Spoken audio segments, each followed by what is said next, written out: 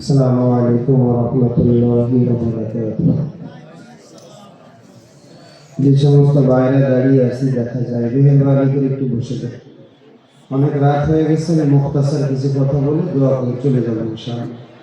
যারা দাঁড়িয়ে আছি আজকের এই জান্নাতের বাগান আগামীকাল থাকবে এখানে, সবাই বলেন থাকবে। তো আজকের দিনে যেহেতু আমরা এসেই পড়েছি, তো আমরা সময়টাকে নষ্ট না করে অন্তত আল্লাহর জন্য একটু দিয়ে দেওয়া চাই। কি বলেন, ঠিক না? যেহেতু আমরা এখানে আসছি যে কোরআন সুন্নাহর আলোচনা শুনবার জন্য, তো আমরা যদি এখানে বসে যাই তো আল্লাহ তাআলা আমাদের উপর রহমত বরকত নাযিল করবেন। যতক্ষণ কথা হয় মুখতাসার কিছু কথা বলবো, কারণ অনেক রাত হয়ে গেছে। আলোচনা আমি খুব সংক্ষিপ্ত করবো। আল্লাহ তাআলা যেন আমাদের দোয়া পর্যন্ত বসবার, শুনবার এবং আমার বলবার তৌফিক দান করেন। সকলে বলি আমিন। আলহামদুলিল্লাহ আলহামদুলিল্লাহ الذي كثر القصد في كتابه على التدبر والاعتبار والنذر والافتكار وأشهد أن لا إله إلا الله وحده لا شريك له وأشهد أن سيدنا وسندنا وحبيبنا وطبيب قلوبنا ومولانا محمد الذي أرسله بالحق بشيرا ونذيرا وداعيا إلى الله بإذنه وسراجا منيرا. فقد قال الله تبارك وتعالى في كلامه المجيد وفرقانه الحميد: أعوذ بالله من الشيطان الرجيم. بسم الله الرحمن الرحيم. ولو أن أهل القرى آمنوا واتقوا لفتحنا عليهم بركات من السماء والأرض. إن الله وملائكته يصلون على النبي يا أيها الذين آمنوا صلوا عليه وسلموا تسليما. درود إبراهيم পড়িয়ে درود নামাজ পড়ো।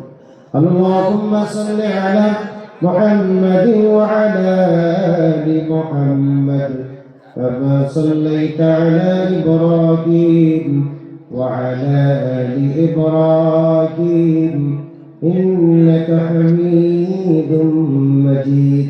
اللهم بارك على محمد وعلى آل محمد كما باركت على إبراهيم وعلى آل إبراهيم إنك حميد مجيد. توحيدك يا مالك سيلو हमारा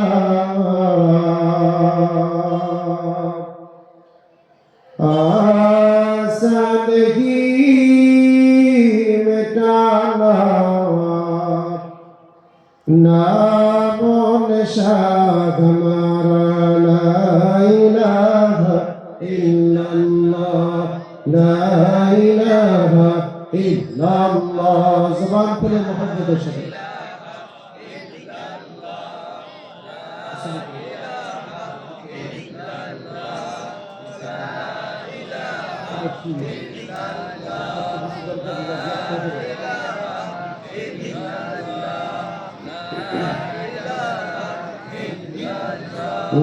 لا إله إلا الله. तेरे सिवा महबूब हकीकी कोई नहीं है, कोई नहीं.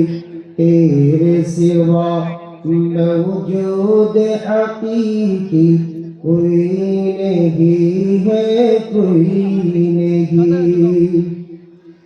यादों में तेरे सबको भुला दूं, कोई न मुझको याद रहे। सब खुशियों को आग लगा दूं, खाना दिल आबाद रहे। अब तो रहे बस तादम आखिर, अब तो रहे बस तादम आखिर।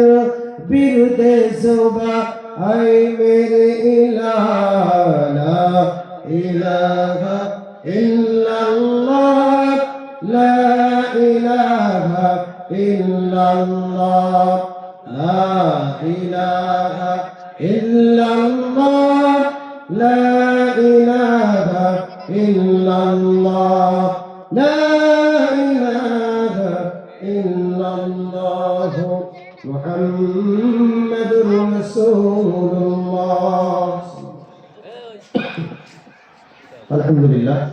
রাজমহল পশ্চিমপাড়া ভুটানি হাফিজিয়া মাদ্রাসার উদ্যোগে আয়োজিত আজকের ঐতিহ্যবাহী ঐতিহাসিক মহাবিশ্বের মহাবিশ্বয় মহাগ্রন্থ আল কোরআনুল কারীমের মাহফিলের সম্মানিত শ্রদ্ধাভাজন সভাপতি উস্তাদুল আসাতিজা, আমাদের অত্যন্ত শ্রদ্ধাভাজন ব্যক্তিত্ব আমার উস্তাদ জনাব হযরত মাওলানা আসাদুল্লাহ সাহেব দারুল বরকাতুল আলিয়া, আজকের এই মাহফিলের সম্মানিত বিশেষ অতিথি, যিনি এতক্ষণ পর্যন্ত আপনাদের সামনে অত্যন্ত সুন্দরভাবে কোরআন সুন্নাহ থেকে আলোচনা করে আত্মার তৃপ্তি দিয়েছেন বিশিষ্ট ইসলামী চিন্তাবিদ আমার স্নেহের ছোট ভাই হযরত মাওলানা ওমর ফারুক হক্কানি সাহেব, খতিব শত্রুজিতপুর কেন্দ্রীয় জামে মসজিদ মাগুরা। আজকের এই মাহফিলের সম্মানিত প্রধান বক্তা যিনি আপনাদের সামনে আলোচনা করেছেন আমার অত্যন্ত মহব্বতের বড় ভাই হাফেজ মাওলানা মুফতি সিফাতুল্লাহ সাহেব দামাত বরকাতুল আলিয়া, ইমাম ও খতিব বাইতুল মুকাদ্দাস জামে মসজিদ রায়মহল মধ্যপাড়া খুলনা। এবং বিশেষ বক্তা হিসেবে আলোচনা করেছেন হাফেজ মাওলানা মুফতি মঈনুল ইসলাম, ইমাম ও খতিব বাইতুল আকসা জামে মসজিদ রায়মহল পশ্চিমপাড়া খুলনা। এছাড়া আমন্ত্রিত মেহমান হিসেবে অসংখ্য উলামা ইকরাম উপস্থিত হয়েছেন। সামনে উপস্থিত অত্র এলাকা থেকে আগত বয়োবৃদ্ধ, বয়োজ্যেষ্ঠ, জ্ঞানবৃদ্ধ, দায়ী পাকা, পিতৃ সমতুল্য মুরব্বিয়ান ইকরাম, হৃদয়ের স্পন্দন খালিদ তরিকের যোগ্য উত্তরসূরি, জিন্দাদিল মর্দে মুজাহিদ, তারুণ্যের প্রতীক, সম্মানিত তরুণ যুবক ভাইয়া, স্নেহের কোটিকাটা অনুজ, পর্দার অন্তরে অবস্থানরত সতী সর্বা সর্বগুণে গুণান্বিত নরমা ও বোনেরা, এবং এই মাহফিলকে কেন্দ্র করে আশেপাশে দায়িত্বরত কর্তব্যরত দেশ মাতৃকার স্বাধীনতার সার্বভৌমত্বের অখণ্ডতার অস্তিত্ব রক্ষার অতন্দ্র প্রহরী বাংলাদেশ সরকারের পুলিশ বাহিনীর সম্মানিত সদস্যবৃন্দ, সবাইকে অন্তরস্থল থেকে আন্তরিক মুবারকবাদ ও শুভেচ্ছা জ্ঞাপন করছি। সর্বপ্রথম মালিকের দরবারে শুকরিয়া আদায় করি যে মহান রব্বুল আলামিন আপনাকে আমাকে দুনিয়ার সমস্ত রকম কাজকর্ম থেকে জুদা করে, মুক্ত করে, মেহেরবানি করে, মহব্বত করে, ভালোবেসে এ জান্নাতের বাগান তথা কোরআন সুন্নাহর মজলিসে আসবার এবং বসবার ব্যবস্থা করে দিলেন। সেই মহান মালিকের দরবারে হৃদয়ের সবটুকু আবেগ আর অনুভূতি উজাড় করে দিয়ে শুকরিয়া আদায় করি। সকলে জবান খুলে বলুন আলহামদুলিল্লাহ। যে মালিক আপনাকে আমাকে এখানে আসার সুযোগ দান করেছেন, সেই মালিক চাইলে আপনাকে আমাকে কবরও রাখতে পারতেন। আওয়াজ দিয়ে বলেন না ঠিক না বেঠিক? আমার আলোচনায় একটু আওয়াজ দিয়েন, কারণ আমি এমন বক্তা যে শ্রোতা জবান বন্ধ করে থাকলে আমার বয়ান হয় না, আর এটা স্বাভাবিক। আমি প্রায় মাহফিলে এই কথা বলতে বাধ্য হই, শ্রোতার যদি জবান খুলে কথা না বলে তো বক্তার জবান থেকে দামি কথা বের হয় না। ভাই, আমরা যখন দৌড়াই, দৌড়ানোর কাজে আমাদের সরাসরি ব্যবহার হয় কি? পা, ঠিক না? কিন্তু আপনাকে যদি আমি হাত পিছন দিক থেকে বেঁধে দিই, তাহলে আপনি পায়ের পূর্ণ গতি নিয়ে দৌড়াতে পারবেন? কেন? হাত তো পায়ের কাজে ব্যবহার হয় না, সরাসরি ব্যবহার হয় পা। কিন্তু হাতের একটা সাপোর্ট লাগে। তো বক্তা হলো পায়ের কাজ করে, শ্রোতা হাতের কাজ করে। শ্রোতার জবাব যদি বন্ধ হয়ে যায় তো বক্তার জবান থেকে দামি কথা বের হয় না, বক্তার গতি কমে যায়। তো আপনাদের কাছে মেহেরবানি করে, যেহেতু আমি অল্প সময় আলোচনা করব, যতক্ষণ কথা বলি একটু রিপিট দিবেন, জবান খুলে মালিকের পক্ষে সাক্ষ্য দিবেন। পারবেন না ইনশাআল্লাহ? জবান দিয়েছেন কে? আল্লাহর দেওয়া জবান দিয়ে আল্লাহর পক্ষে কথা বলবেন না তো নেতার পক্ষে কথা বলবেন? কোন নেতার পক্ষে কথা বলবেন? যেই নেতা আপনাকে 45 মিনিটের আলটিমেটামের মাধ্যমে তার নেতা নেত্রীদেরকে না বলে চুরির মতো পালিয়ে যায়, এমন নেতার পক্ষে কথা বলে বলার নাই, কথা বলতে না। জবান খুলতে হবে তার পক্ষে, আল্লাহর পক্ষে জবান খুলতে হবে। জবান দিয়েছেন যে মালিক, সেই মালিকের পক্ষে কথা বলবো, তার পক্ষে কথা বলতে চাই না, চাই না, চাই না, কথা বলতে না। জবান খুলতে হবে মালিকের পক্ষে। যতক্ষণ কথা বলবি জবান খুলবেন তার পক্ষে। জবানের দাম হক আদায় হয়ে যাবে। আপনি যখন জবান খুলে কথা বলবেন, এখানে বসছেন না, জবানের একটা হক আদায় হয়ে যাবে। অনেক জবান খুলে অনেক অনেক নেতার পক্ষে স্লোগান দিয়েছেন, কয়দিন আল্লাহর পক্ষে স্লোগান দিয়েছেন। নিজের কাছে প্রশ্ন করবেন, যেই নেতা ইয়াবাখোর নারী নিপসু, যেই নেতা মানুষের মাথার উপরে কুটে কাঁঠাল ফেলে দেওয়ার তলে ব্যস্ত, এমন নেতার পক্ষে মাত্র 500 টাকার বিনিময়ে স্লোগান দিতেছেন অমুক নেতার চরিত্র ভুলের মতো। আপনাদের এলাকায় মনে হয় দেয় না? আমাদের এলাকায় প্রচুর দেয়। সুতরাং এটা একটু ঠিক করেন। সুতরাং যেই নেতা চরিত্রহীন, যেই নেতা নেশাখোর, সেই নেতার পক্ষে আপনি স্লোগান দিলেন, মিথ্যা স্লোগান, বিনিময়ে কি পাইলেন? 500 টাকা। তার মানে বোঝা গেল আপনার ইমানের দাম 500 টাকা।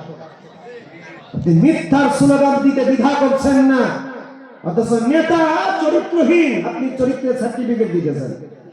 আর যে মালিক আপনাকে বানাইছেন, লালন পালন করতেছেন, সেই মালিকের পক্ষে জবান খুলে সাক্ষ্য দিবেন না, কিয়ামতের ময়দানে এই জবানের ব্যাপারে আল্লাহ তাআলার কাছে জবাব দেওয়া লাগবে কি লাগবে না?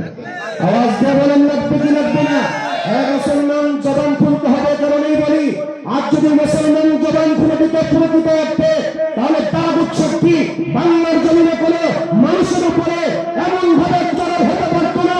আবার যদি মুসলমান হুসাইন আহমদ মাদানি রূপান্তর দিত, আবার যদি মুসলমান তারেক বিন জিয়াদ রূপান্তর দিত, আবার যদি মুসলমান মুহাম্মদ ইবনে কাসিম রূপান্তর দিত, আল্লাহি আল্লাহ রাসূল কসম করে বলি, বাংলার জমিনে একজন নাস্তিক মুরতাদ মুসলমানের চোখের দিকে তাকিয়ে কথা বলবার চোখ রাখে না, রাখে না, রাখে না, কথা বলতে না।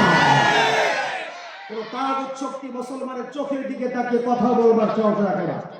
কিন্তু মুসলমান এখন হয়েছে বিড়ালের মতো।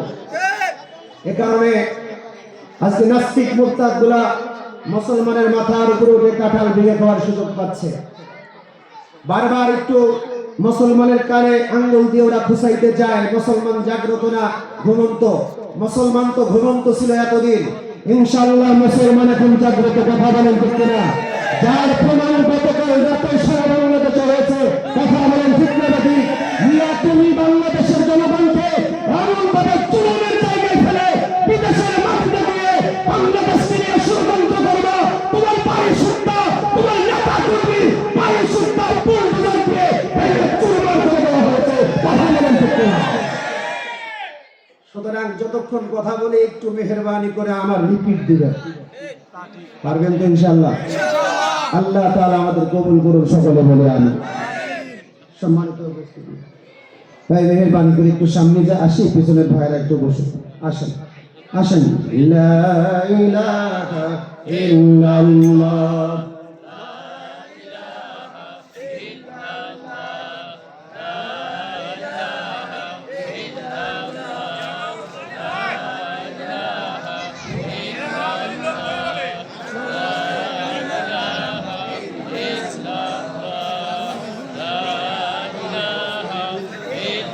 তুমি মিসওয়াক কর ফজিলত তো জানো,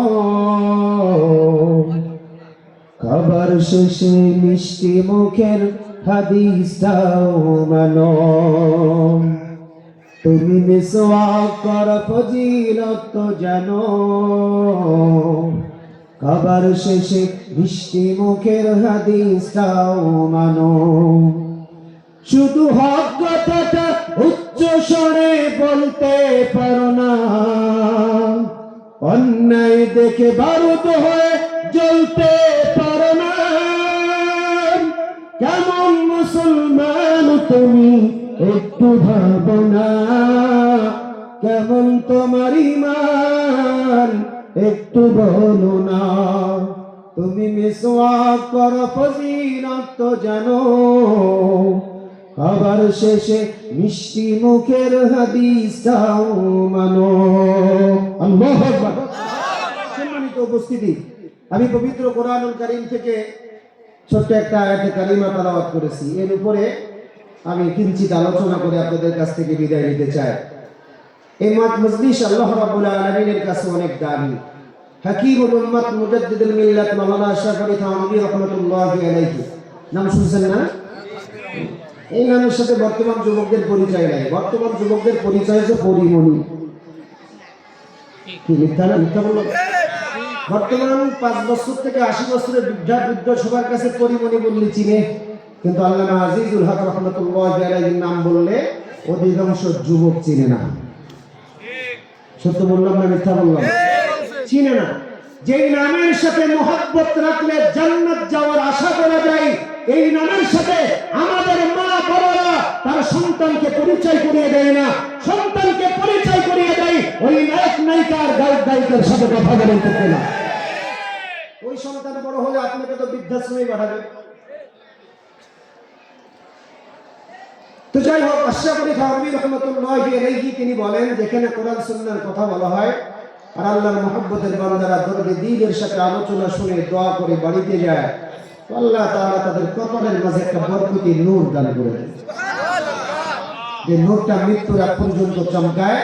আজরাইল আলাইহিস সালাতু ওয়াস সালাম যখন যার কবরের জন্য সামনে হাজির হয়ে যায়, তো নূরটা চমকাইতে দেখে তাকে মুমিন মনে করে জানটা আসানের সাথে কবজ করে নেয়। দামি মজলিস নাকি কম দামি মজলিস কোনটা? দুনিয়ার জমিনের যত মজলিস আছে সব মজলিসের চাইতে এই মজলিসের দাম কম না বেশি? বেশি। ভাই, জমিনের মধ্যে দুনিয়াবি সিস্টেমে মজলিস যত দামি হয় ওখানকার সদস্যরা তত দামি হয়। যেমন বোঝাবার জন্য বলি, বাংলাদেশে যদি মন্ত্রীদের কোনো বৈঠক হয় সেখানে এমপিদের অ্যালাউ করে না। আবার এমপিদের কোনো মিটিং এ দেখবেন উপজেলা চেয়ারম্যানদেরকে অ্যালাউ করে না। মানে ব্যক্তি যত দামি তার মজলিসটাও তত দামি হয়। এই মজলিসের দাম আল্লাহর কাছে ওই মন্ত্রীদের মজলিসের চাইতেও বেশি না কম? বেশি। আল্লাহর কাছে যে মজলিসের এত দাম, মানে বুঝেন ওই মজলিসে যারা আসবে সেই সদস্য আল্লাহর কাছে কত দাম। এখানে যারা আসছেন আল্লাহর কাছে এই মুহূর্তে অনেক দাম, তবে আল্লাহ তাআলা সবাইকে আনবে না। কপাল পোড়া। আশেপাশে চায়ের দোকানে আড্ডা দিবে, ফুচকা খাবে, আর দেশি মুরগির মতো শো শো করে বেড়াবে। দেশি মুরগি কেন বললাম? আপনি ঢাকা শহরে গাবতলীতে একটা পোল্ট্রি মুরগি আর দেশি মুরগি ছেড়ে দিবেন, ও দেশি মুরগির ঠিকই টিকিট কেটে ডায়ের মধ্যে হাজির। পোল্ট্রি মুরগি তার জায়গা থেকে নড়তে পারে না। এমন কিছু শ্রোতা আছে, আমি এদেরকে বলি ফটকা শ্রোতা। শ্রোতা 3 প্রকার, একটা ফটকা, একটা আটকা আর একটা টাটকা। ফটকা শ্রোতা হলো দেখবেন ঘোরাঘুরি করবে, এখান থেকে চা খাবে, ফুচকা খাবে, বন্ধুর সাথে গলায় গলায় পিঠ বিভিন্ন জায়গায় ঘোরাঘুরি করবে, আলোচনা শুনবে বিক্ষিপ্ত ভাবে, সকালবেলা বক্তার সমালোচনায় মুখর হবে। আছে না নাই? আর আটকা শ্রোতা হলো বক্তাকে আগে দেখছে, দেখতে সুন্দর, চেহারা সুন্দর, ড্রেস আপ গেট আপ খুব সুন্দর, মাশাআল্লাহ, তো মনে করছে বক্তার কণ্ঠ সুন্দর, এই জন্য মাঝখানে এসে বসে গেছে। এখন বক্তা যখন উঠবে তার আগেই মাঠ ভরপুর হয়ে গেছে, তো মাঝখানে বসে আছে। কারণ বক্তার চেহারা সুন্দর, ড্রেস সুন্দর, ওর ধারণা বক্তার কণ্ঠ সুন্দর, বক্তার কণ্ঠ ওর মনোপুত হচ্ছে না। এখন যখন মনোপুত হচ্ছে না, তো ও তখন আটকায় গেছে, না পারে উঠতে, না পারে বসতে। এরকম শ্রোতা আছে না নাই? আছে। আর একটা শ্রোতা হলো টাটকা শ্রোতা। যারা দূর দূরান্ত থেকে শুধুমাত্র আল্লাহ দ্বীন বোঝার জন্য এখানে এসে বসে যায়, এই টাটকা শ্রোতা আমাদের হওয়ার দরকার আছে না নেই? এই একমাত্র নিয়তে বসা যে এখান থেকে যেটা শিখবো আজকে এটা যেন বাড়িতে নিতে পারে, এমন যেন না হয় আগামীকাল সকালবেলা কেউ জিজ্ঞাসা করলে যেন বলতে না পারি, এমন যেন না হয়, যেন বলতে পারি যে কালকে কি আলোচনা করছে, অল্প হলেও যেন বলতে পারে। তাহলে এই আলোচনা আমাদের জন্য ফায়দামান হবে। অনেক মাহফিলে অনেক বক্তা সুরেলা কণ্ঠ দিয়ে আলোচনা করে চলে যায়, পরের দিন সকালবেলা চায়ের দোকানে একে অপরকে বলতে থাকে, আরে গতকাল যে হুজুর আইছে কি কণ্ঠ, কি ওয়াজ। এখন জিজ্ঞাসা করছেন এক হুজুর, বলতো কি ওয়াজ করছে, তা তো মনে নেই। বাস্তব হচ্ছে না এগুলো, বলেন? শুধু কণ্ঠ শোনার জন্য আমরা আসি, কিন্তু কিছু নেওয়ার জন্য আসি কতজন। আজকে আপনাদেরকে আমি যে টপিকসটা নিয়ে কথা বলতে চাই, যে জমিনের মধ্যে আল্লাহ তাআলা আপনাকে তো আমাকে ছাড়ছেন, আল্লাহ তাআলা আপনাকে আমাকে তকদিরে অনেক কিছু রাখছেন, সেটা আমাদেরকে চেষ্টার মাধ্যমে আদায় করে নিতে হয়। কিন্তু দুনিয়াদারির জন্য আমরা রাত দিন 24 ঘন্টা অনেকেই ছোটাছুটি করি, ঘুম নাই, 24 ঘন্টা দুনিয়ার পিছনে ছুটতেছি। এরকম বান্দা আছে না নাই? আছে। তো আপনি যদি কোরআন সুন্নাহ বুঝে বুঝে দুনিয়াদারি করতেন, তাহলে আল্লাহ তাআলা আপনাকে অনেক সম্পদ দান করছেন। কিন্তু আমরা তো কোরআন সুন্নাহ বুঝি না, উলামা একরামের কাছেও যাই না, বরং উলামা একরামদেরকে কিভাবে ডাউন দেওয়া যায় এই চেষ্টায় লিপ্ত। কথা বলেন ঠিক কিনা? এখন তো আলহামদুলিল্লাহ মানুষের বুঝে আসতেছে। কেন বললাম এই কথা? একটু উদাহরণ না দিলেই নাই। আপনার কষ্ট হচ্ছে? উদাহরণ না দিলেই নাই। আমরা গত বছর পুরো জবান দিয়ে গত 2 বছর ধরে প্রত্যেক মাহফিলে ট্রান্সজেন্ডার নিয়ে আলোচনা করছি। প্রতিটা মাহফিলে শুনছেন আপনারা? ট্রান্সজেন্ডার, মেয়ে থেকে ছেলে হচ্ছে, ছেলে থেকে মেয়ে, শরীফার গল্প শোনেন নাই? কথা বলে না, শুনছেন না? ট্রান্সজেন্ডার নিয়ে আমরা আলোচনা করি। এর ভয়াবহতা নিয়ে মানুষদেরকে আমরা সচেতন করার চেষ্টা করেছি। কিন্তু এদেশের কিছু ওই যে সৃজনশীল মানসিকতার কিছু মানুষ, এই মানুষগুলো নাস্তিক মার্কা মানুষ, তারা আমাদের নিয়ে অনেক কটূক্তি করছে, অনেক আমাদেরকে ডাউন দেওয়ার চেষ্টা করেছে। আমাদেরকে এটাও বলা হয়েছে ওলামা একরাম সেকালে আনকালচার, ওরা কিছু বুঝে না। কিন্তু আজকে আপনি কি জানেন, গোটা আমেরিকার মধ্যে সবচাইতে অর্থবিত্তর দিক থেকে সবচাইতে বড় এখন যেই মানুষটা, এই মানুষটার সন্তান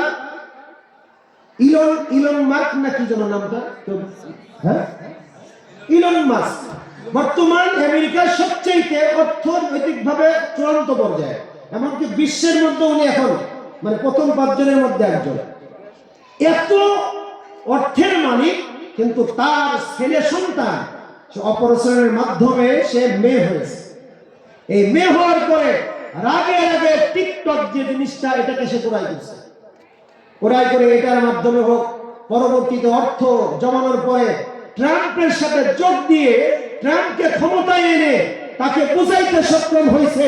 আর ট্রাম্প প্রথমে এসে ঘোষণা করেছে আমেরিকায় জেন্ডার হবে 2টা, একটা নারী আর একটা পুরুষ, তৃতীয় লিঙ্গ বলতে ঘোষণা।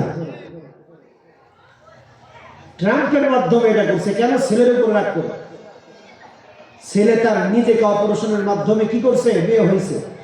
এরপরে ইলন মাস্ক ঘোষণা করছে আমার সন্তান মারা গেছে, আমার সন্তান নাই। ট্রাম্পকে জিতিয়ে যত অর্থ লাগে পিছনে ঢালছে, জিতিয়ে ট্রাম্পের মাধ্যমে বুঝাইছে ট্রান্সজেন্ডার এটা মানুষের জন্য ক্ষতিকর। এতদিন কিন্তু উলামা একরামের কথা নেই। যখন ট্রাম্প বলছে তখন এদেশের সুশীল সমাজ চুপ হয়ে গেছে। কে ভাই, উলামা একরাম এত বলে, এত বুঝায়, নিতে চাও না। তোমার এই যে পশ্চিমা কালচারের একজন মধ্যমণি, সে বলে ফেলছে, অমনি তুমি এটাকে নিয়ে নিলা কেন?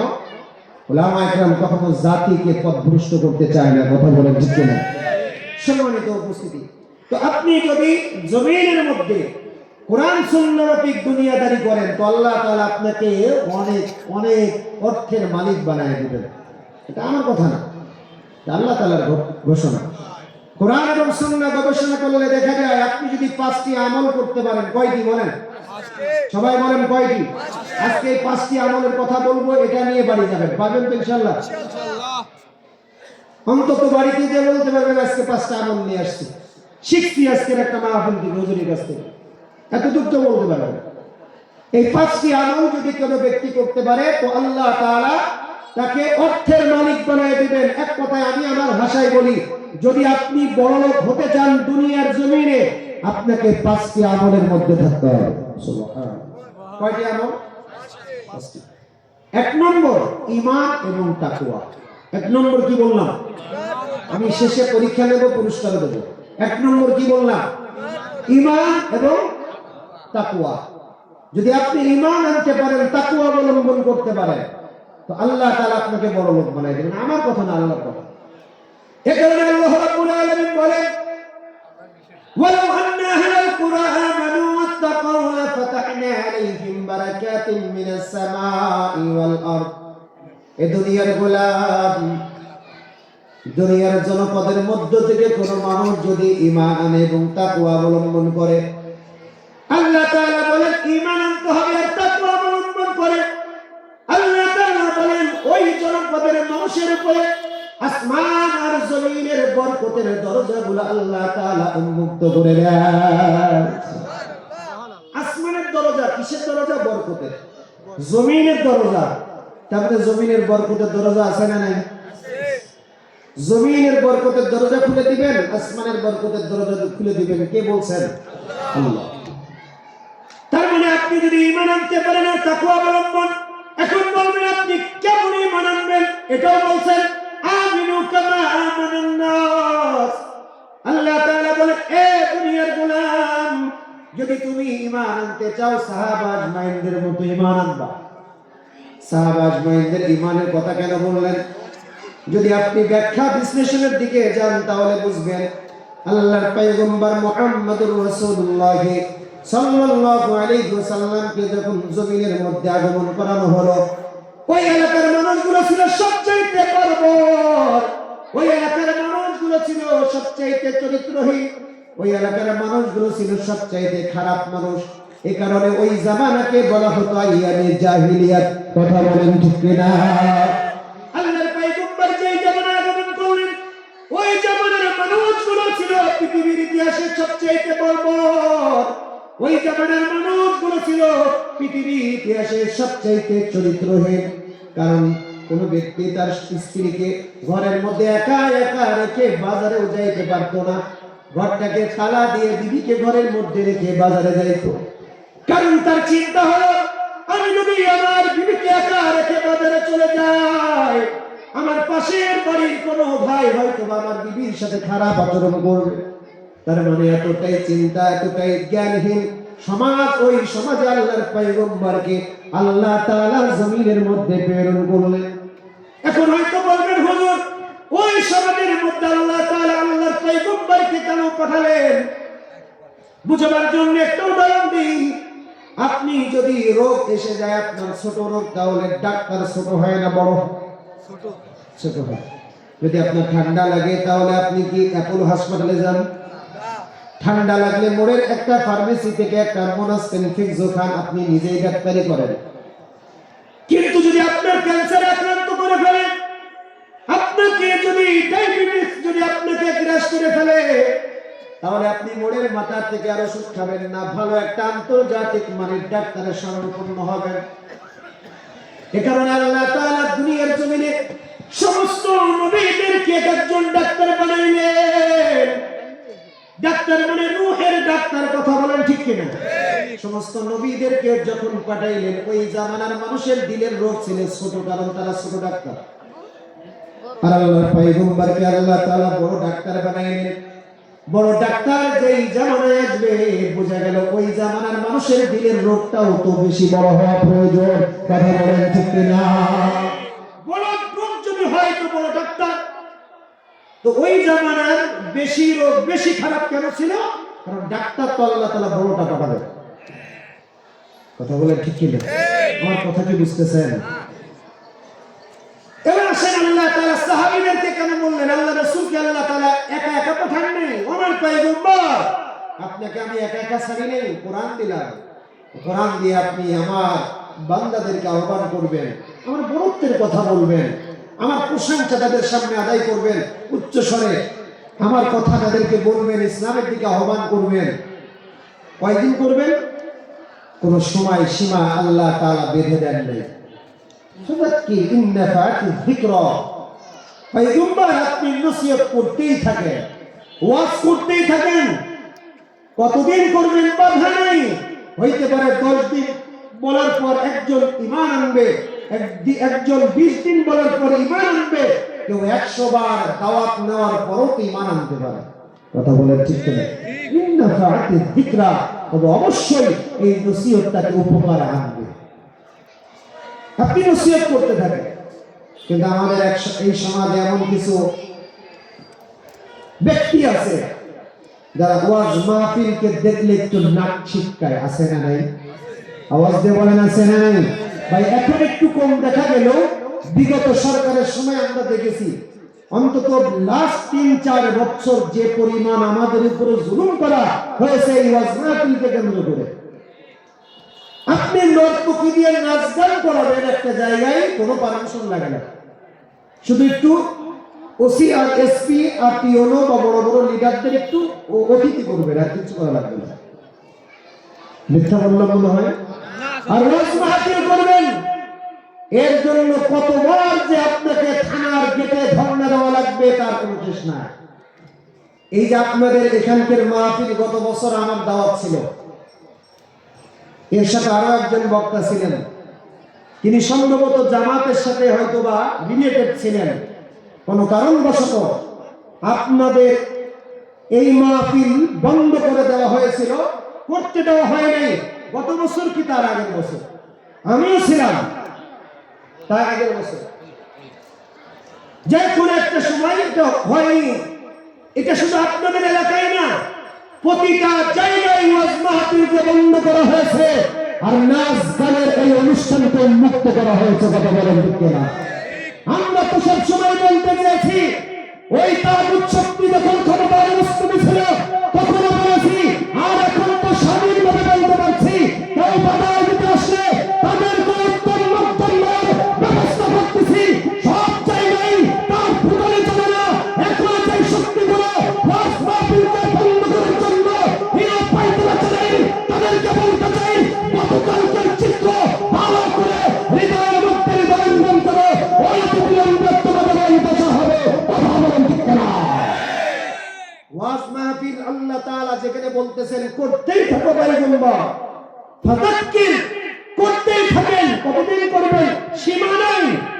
কারণ ওয়াজ নসিহত যত হবে, কোনো না কোনো সময় মানুষ দ্বীনের পথে আসবে, কখনো না কখনো আসবে। কিন্তু আমরা 16টা বছর এই জুলুমের শিকার হয়েছি। উলামায়ে কেরাম ওয়াজ মাহফিলের ময়দানে যদি কোনো কথা তাদের বিরুদ্ধে চলে যায়, পিছন দিক থেকে সিলিপাসে হুজুর রাজনীতির বয়ান করেন না। আমি প্রায় জায়গায় বলি, গতকালকেও বলতেছিলাম যে ওয়াজ মাহফিলে যদি রাষ্ট্র ব্যবস্থা নিয়ে কথা বলা হয়, তখন আমাদেরকে বলা হয় হুজুর রাজনীতির বয়ান করেন না। আরে আহমদ, তুমি রাজনীতি করবা, আর তুমি যদি জান্নাতে যেতে চাও, আমি তো বলবো তোমার রাজনীতি হবে আল্লাহর রাসূলের রাজনীতি হবে। কথা বলেন ঠিক কিনা? তোমার রাজনীতি হবে সাহাবাত মাইন্ডের মতো রাজনীতি, আর তুমি তোমার নিজের মতো রাজনীতি করবা। আল্লাহ আমাদেরকে বলবা রাজনীতির বয়ান করেন না, তোমার মতো ফাঁকা রাজনীতির জমিনের মধ্যে থাকার দরকার নাই। রাজনীতি করবা, রাসূলের রাজনীতি করো না কেন? করো না। মানুষের কল্যাণের কাজ করো, সেবা করো। মানুষের কাছে তোমার টাকা দেওয়া লাগবে না, মানুষ তোমাকে বারবার নির্বাচিত করবে। টাকা দিয়ে ভোট কিনো কেন? এই কথাগুলো বলতে গেলে তোমার রাজনীতির বয়ান লাগে। গোটা কোরআনের মধ্যে আল্লাহ তাআলা রাজনীতির বয়ান করছেন, কোনটা বাদ দিতে বলো? কোরআন থেকে তো বলতে হবে। কথা বলেন ঠিক কিনা? তো কোরআনের মধ্যে হাদিসের মধ্যে যদি রাসূলের রাজনীতির কথা বলা হয়, তাহলে তো যতদিন বেঁচে থাকবো কোন বাতিল শক্তি আমাদেরকে রুখতে পারবে না।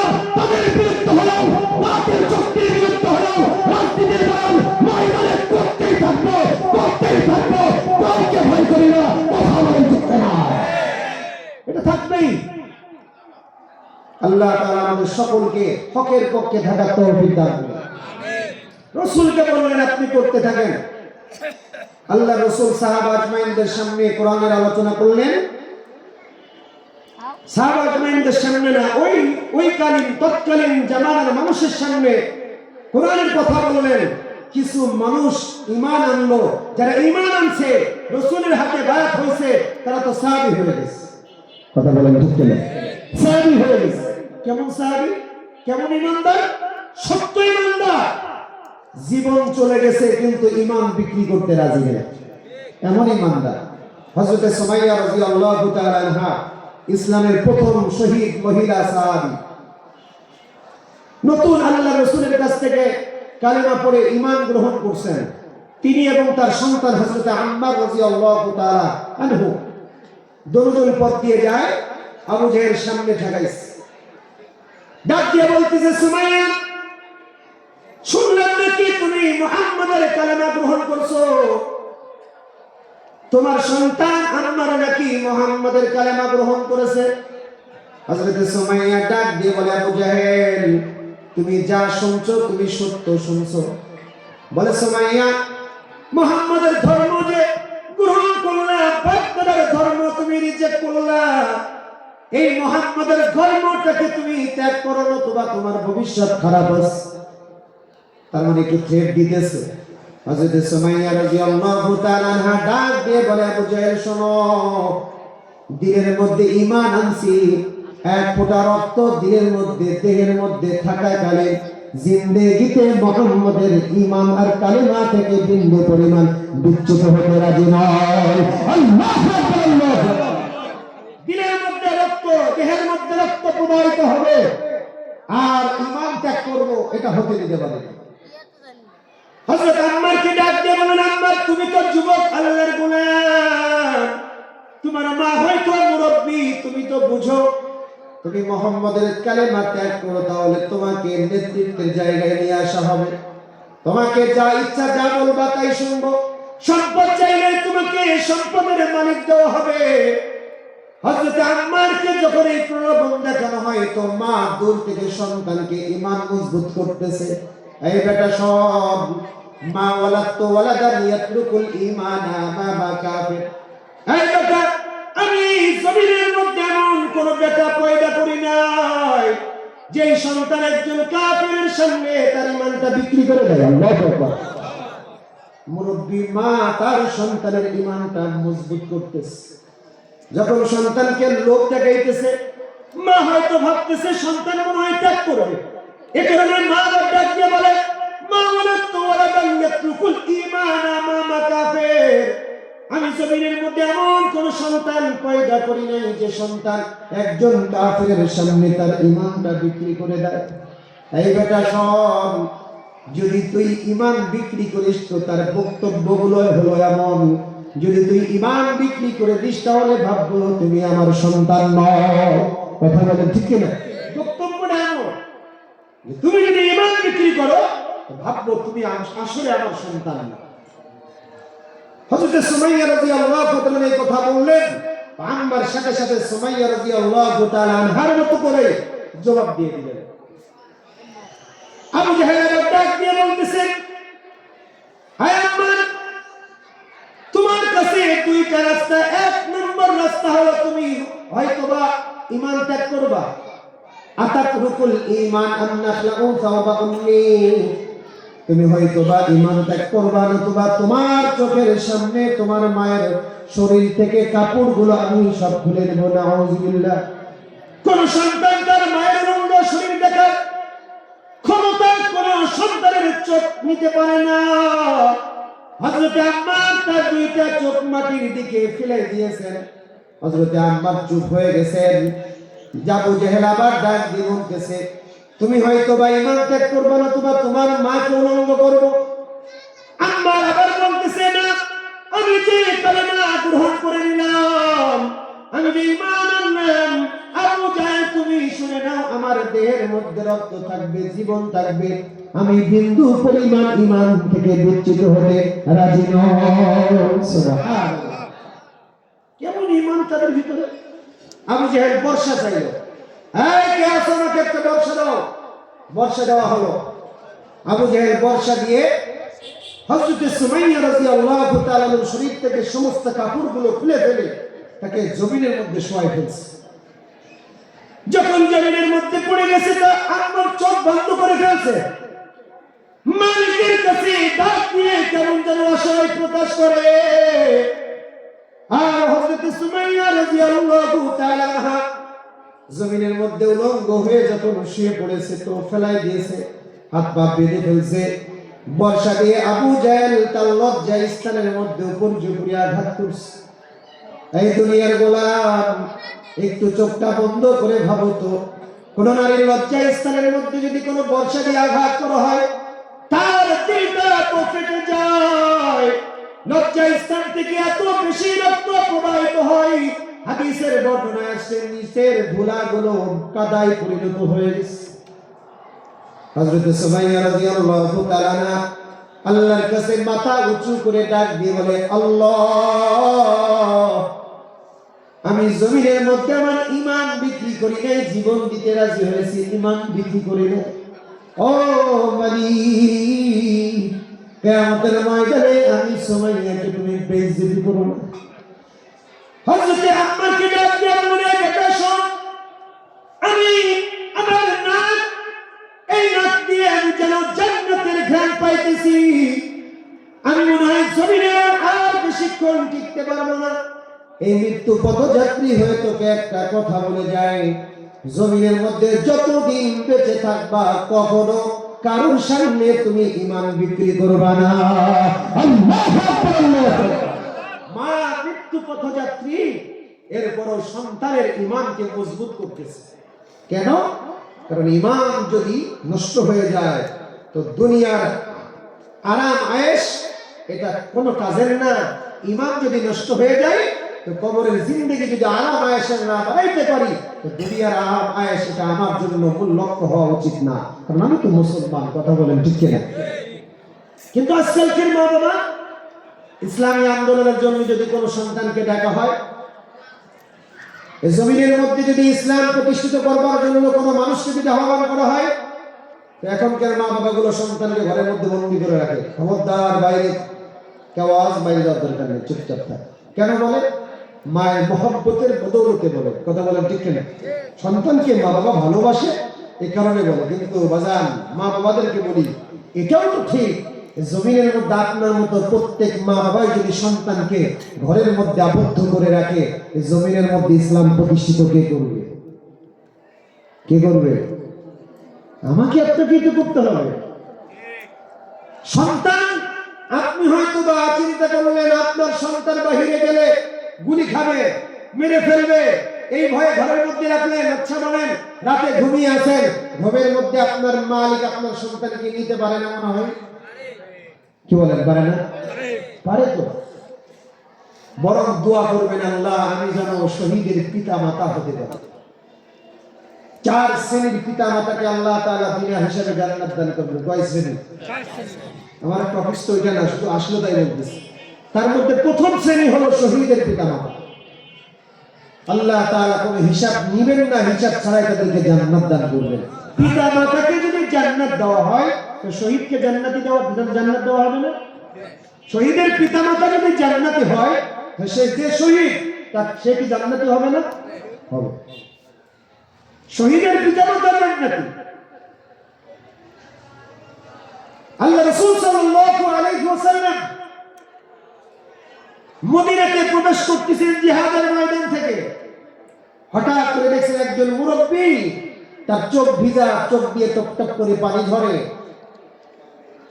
আল্লাহর পয়গম্বর ডাক দিয়ে বলেন, এই মুরব্বী, আপনি কি অমুক ব্যক্তির মা? মুরব্বী বৃদ্ধা বলতেছে, হ্যাঁ আমি তো অমুকের মা। বলে, আপনি বড় ভাগ্যবান, কারণ আপনার সন্তান জিহাদের ময়দানে যুদ্ধ করে আজকে শহীদ হয়ে গেছে। আল্লাহু আকবার। আমি আল্লাহর পয়গম্বর মুহাম্মদুর রাসূলুল্লাহ আমার দুহাত ধরে তাকে দাফনের ব্যবস্থা করে আসলাম। আমি আপনাকে ঘোষণা দিয়ে দিলাম, আপনার সন্তান একজন শহীদ। আর কিয়ামতের ময়দানে আল্লাহ তাআলা শহীদের মা বাবাকে জান্নাতের টিকিট দান করে দিবেন। সুবহানাল্লাহ। সাথে সাথে মা তার দুহাত দ্বারা চোখটা মুছতেছে, ডাক দিয়ে বলতেছে, আল্লাহর পয়গম্বর, এই যে দেখেন না, আমি আমার হাত দ্বারা জিন্দেগিতে আমি আর কখনো কাঁদবো না, কারণ আমি একজন শহীদের মা। আল্লাহর পয়গম্বর মুহাম্মদুর রাসূলুল্লাহ সাল্লাল্লাহু আলাইহি ওয়াসাল্লাম ঘোষণা করেছেন, শহীদের মা বাবার জন্য কি? তার মানে আল্লাহর পয়গম্বর যে তোমার সন্তানকে তার জবান দিয়ে বলছেন শহীদ, তার মানে আমার সন্তান শহীদ। কিয়ামতের ময়দানে আল্লাহ তাআলা আমার সন্তানের বদৌলতে জান্নাতের একটা টিকিট দিবেন। এই কারণে আমি আমার সন্তানের জন্য আর কাঁদবো না। ওগো আল্লাহর পয়গম্বর, এই যে আমি আমার হাত দ্বারা আমার চোখের পানিটা আজকে মুছে ফেললাম। আল্লাহু আকবার। শহীদের পিতামাতা হওয়ার চেষ্টা করবেন, ইসলামী আন্দোলনের জন্য সন্তানকে আগে বের করবেন। জায়গাটা এসবের মধ্যে ইসলামী আন্দোলনের মাধ্যমে, ইসলামী বিপ্লবের মাধ্যমে আবার যদি এই জমিনের মধ্যে একটা নতুন প্রজন্মের মাধ্যমে, বিপ্লবের মাধ্যমে ইসলামী হুকুমত কায়েম হয়ে যায়, আমি তো বলতে পারি এই বাংলার জমিনের মানুষগুলো ক্ষমতায় আনবে। ঠিক বললেও ঠিক, না বললেও ঠিক। ওলামা একরামরা যদি ক্ষমতার মসনদে আসে, আল্লাহ ভীরু মানুষ, খোদা ভীরু মানুষ, সে যদি আলেম নাও হয় কিন্তু একজন আমলদার, খোদা ভীরু, সে যদি ক্ষমতার মসনদে আসে, তাহলে দেশের মানুষ অন্তত শান্তিতে বসবাস করতে পারবে। কথা বলেন ঠিক কিনা? সুতরাং আপনাকে ওই চিন্তাও রাখতে হবে, সন্তান শুধু লেখাপড়া করাবেন, বিয়ে শাদী দিবেন, এই জন্য আল্লাহ পাঠায় নেই। এই জন্যই না, সন্তানকে আল্লাহ তাআলা আপনার বুকের মধ্যে পাঠাইছেন, এটা তার জিনিস, আপনার কাছে আমানত। সন্তানকে সময় মতো আল্লাহর জন্য ব্যবহার করা। যাই হোক, যেই কথা যেই দিকে চলে যাচ্ছিল, ঈমান এর তাকওয়া, হযরত সুমাইয়া রাদিয়াল্লাহু তাআলা জীবন দিয়ে দিয়েছেন, ঈমান বিক্রি করছেন, করেন নাই। কিন্তু বাংলার জন্য একটা সময় আসে, প্রতি 5 বছর পর পর একটা আজিজ বিলির কাছে ঈমান বিক্রি হয়ে যায়। ওই দিন সকালবেলা পকেটের মধ্যে একটা আজিজ বিলির প্যাকেট ঢুকায় দেয়, ঠিক মতো জায়গা মতো মানুষ। আমাদের নীতি তো ঠিক নেই, আমরা রাষ্ট্রের ওই সমস্ত মানুষের কি বলবো, আমাদের জনগণ, আমাদের ন্যায় তো সততাই ঠিক নেই। আমরা যে কয়জন রাষ্ট্রের ক্ষমতার মসনদে যাইতে চাই, প্রত্যেকের কাছ থেকে টাকা খায়। কি মিথ্যা বললাম না সত্য বললাম? এর কাছ থেকেও খায়, খেয়ে বলে যে হ্যাঁ আপনাকে ভোটটা দেবো, আমার ওর কাছ থেকেও খেয়ে বলে যে আপনাকেই দিব না। আপনি এক ভোট কয় জায়গায় দিবেন? কয় জায়গায় দিবেন? তার মানে আপনি ন্যায় পরায়ণতার সাথে কথা বলেন নাই, কাজ করেন নাই। আপনি এতটুকুই যদি ন্যায় পরায়ণতার সাথে আপনি 1000 টাকার লোক ছাড়তে পারলেন না, ওই ব্যক্তি ঘুষ দিয়ে ভোট কিনতেছে, ও তো ন্যায়ের সাথে নাই, সততার সাথে নাই, ও ক্ষমতা পাইলে কি আসলেই কি ভালোভাবে চালাবে? ওর দ্বারা তো জুলুম হবে। কথা বলেন? আমরাই তো এতটুকু 1000 টাকার লোক ছাড়তে পারি নাই, এক প্যাকেট আজিজ লোক ছাড়তে পারি নাই, ঈমান বিক্রি করে দিই, একটা টাকাও দিচ্ছে না। এজন্য আমাদের চরমনের শাইখ রহমাতুল্লাহি আলাইহি, মরহুম শাইখ রহমাতুল্লাহি আলাইহি প্রায় মাহফিলে আমি শুনেছি, উনি বলতেন, বাংলাদেশের কিছু মানুষের ঈমানের দাম একটা আজিজ বিড়ি, কোন মানুষের ঈমানের দাম একটা গরুর সিগারেট, কোন মানুষের ঈমানের দাম 100 টাকা, কারণ ঈমানের দাম 1000, কারণ ঈমানের দাম 1 লাখ, কারণ ঈমানের দাম 1 কোটি, কারণ ঈমানের দাম 10 কোটি। আমার এমন কিছু আল্লাহর গোলাম আছে, এটা আল্লাহকে শিখতে হবে, ঈমান বিক্রি করতে রাজি থাকবে না, কথা বলেন ঠিক না? এমন লোক আছে বাংলাদেশে। সুতরাং ঈমান বিক্রি করা যাবে না, এর সাথে কারোর আপোষ নাই। তাদের ঈমান ছিল এমন মজবুত, এ কারণে আল্লাহ তাআলা বলেন, আমিনু কামা আমানান নাস, গোলাম তুমি ঈমান আনবে কাদের মতো? সাহাবাদের মতো ঈমান। আপনি যদি প্রকৃত সাহাবীদের মতো ঈমান আনতে পারেন, আপনি জবান দিয়ে যা বলবেন কবুল করবেন কে? যা দোয়া করবেন কবুল করবেন আল্লাহ, কারণ আপনি 1 নম্বরের মুমিন। 1 নম্বরের মুমিনদের দোয়া আল্লাহ তাআলা সাথে সাথে কবুল করেন। দুনিয়া ধ্বংস হবে, ঈমানদারের কথা মাটিতে ফেলবেন না। দুনিয়া ধ্বংস হবে, 1 নম্বরের ঈমানদারের দোয়া আল্লাহ তাআলা কবুল করবেন এমন ভাবে, দুনিয়া ধ্বংস করতে সে রাজি, কিন্তু ঈমানদারকে বেইজ্জতি করতে রাজি না। সুবহানাল্লাহ বলেন। হযরত নূহ আলাইহিস সালাতু ওয়াস সালাম 1 নম্বরের ঈমানদার না 2 নম্বরের ঈমানদার? সবাই বলেন না? এক নম্বরের ইমানদার উনি বদদুয়া করছে না, قال نوح ربي لا تذر على الارض من الكافرين ديارا। ও মালিক, এদেরকে এত বুঝাইছি, এত নসিহত করছি, এরা তোমার কথা মানবে না, তাই তোমার দিকে আসবে না, আমাকে বড় পৃষ্ঠ প্রদর্শন করে, আমার দিকে পাথর ছুঁড়ে, আমাকে লাঞ্ছিত করে, আমাকে বঞ্চিত করে। আমি দোয়া করি, আল্লাহ তুমি এদেরকে ধ্বংস করে দাও। কেমন ভাবে ধ্বংস করবা? ওদের বাড়ি ঘর দুয়ার পর্যন্ত ধ্বংস করে দাও। এই বদদুয়া কে করছেন? নূহ আলাইহিস সালাতু ওয়াস সালাম। একজন ইমানদারের দোয়া। গোটা পৃথিবীটাকে আল্লাহ তাআলা ধ্বংস করছেন, কিন্তু নূহ পয়গম্বরকে কিন্তু অপদস্থ করেন না। বুঝতে হবে আমাদের, ইমানদারের মুখে ভাষার দাম আল্লাহর কাছে অনেক বেশি। আজকে আমরা নিজেদেরকে ইমানদার মুমিন দাবি করি, কিন্তু সকালে এক কথা বলি, বিকালে কথা উল্টাই ফেলি। আছে না নাই? আছে। কিন্তু মনে রাখবেন, 1400 বছর আগে আবু তালেব কাফের, এটা সবাই জানে। আবু তালেব কাফের, কিন্তু আপনি একটা হাদিস দেখাইতে পারবেন না আবু তালেব মিথ্যা কথা বলছে। চিন্তা করতে পারেন? আল্লাহ রাসূলের চাচা আবু তালেব সে কাফের, এটা সবাই জানে। কিন্তু আবু তালেব যে কথা বলছে, ওই কথার ওয়াদা ভঙ্গ করছে, আপনি দেখাইতে পারবেন না একটা হাদিসের মধ্যে, কোনোভাবে ইতিহাসের মধ্যে পাবেন না। তার মানে বুঝা গেল, তৎকালীন জামানায় একজন কাফিরের মুখের ভাষা, তার দিলের চিন্তা, তাদের চাইতেও বর্তমান আমাদের ঈমানের অবস্থা খুব তলানিত। ঠিক না? আমরা ঈমানদার দাবি করি, কিন্তু সকালে বলতেছি এক কথা, বিকালে উল্টাই বলতেছি। আমরা কেমন ঈমানদার? আমাদের মতের বিরুদ্ধে কোনো ব্যক্তি হলে তার বিরুদ্ধে মিথ্যা দিয়ে অপবাদ দেওয়া শুরু করতেছি। সংসারের মধ্যে বনিবনা হইতেছে না, তো বউ বাপের বাড়ি গিয়ে স্বামীর বিরুদ্ধে বিভিন্ন রকমের কথা বলে, অথচ কিছুই না। আছে না নাই? আপনাদের এলাকায় নাই? বহুত এলাকায় আছে। স্বামী তার বউর সাথে বনিবনা নাই, আর একটা বিয়ে করবে, এজন্য বউর বিরুদ্ধে বিভিন্ন রকমের উস্কানিমূলক বক্তব্য বাইরে দেয়। অথচ আগের জামানায় হযরতে রাসূল করিম সাল্লাল্লাহু আলাইহি ওয়াসাল্লামের সময় কাফেররা তাদের বিরোধী পক্ষ মুহাম্মদুর রাসূলুল্লাহ, তার বিরুদ্ধে হিরাক্লিয়াসের সামনে আবু সুফিয়ান মুহাম্মদুর রাসূলুল্লাহ সাল্লাল্লাহু আলাইহি ওয়াসাল্লামের বিরুদ্ধে একটা কথা বলেন না, মানে মিথ্যা কথা বলেন না। রোমের সম্রাট হিরাক্লিয়াসের সামনে যা বলছেন সব সত্য বলছেন। কিন্তু আমরা অনেকেই বলতাম,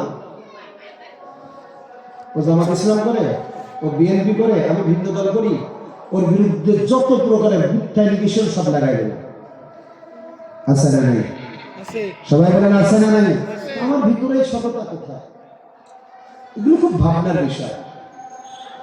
আপনি জবান দিয়ে যদি এক কথা বলেন ইমানদার, তো জবানের দাম আল্লাহ তাআলা দিবেন, আপনাকে ইমানদার হতে হবে।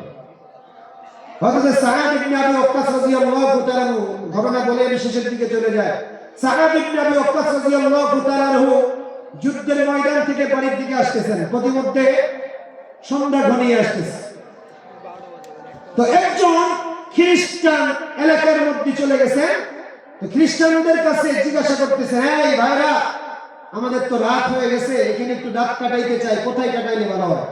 তো খ্রিস্টানদের মধ্যে সলা পরামর্শ করতেছে, দেখো মুসলমানদের সাথে তো আমরা যুদ্ধে পারি না, আজকে ওদেরকে এমন একটা রাস্তা দেখাবো, জঙ্গলের মধ্যে চলে গেছে, হিংস্র প্রাণী ওদেরকে সব খেয়ে ফেলবে, আমরা বিজয় হয়ে যাব।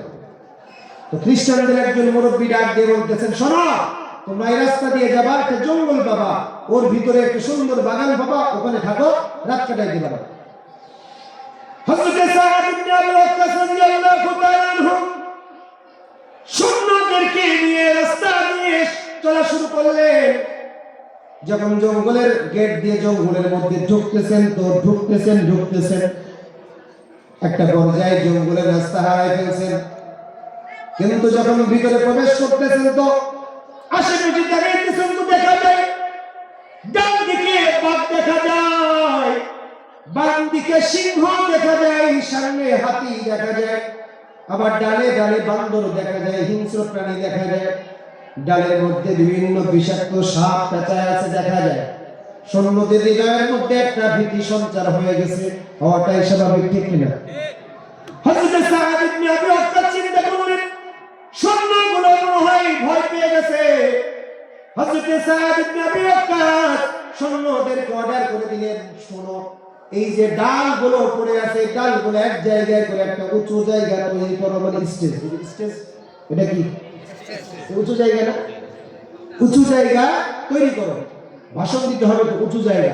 সাহাবা আজমাইনদের সুন্নতে গেল একটা ডাল, এই ডালগুলো এক জায়গায় করে উঁচু জায়গা তৈরি করে দাও।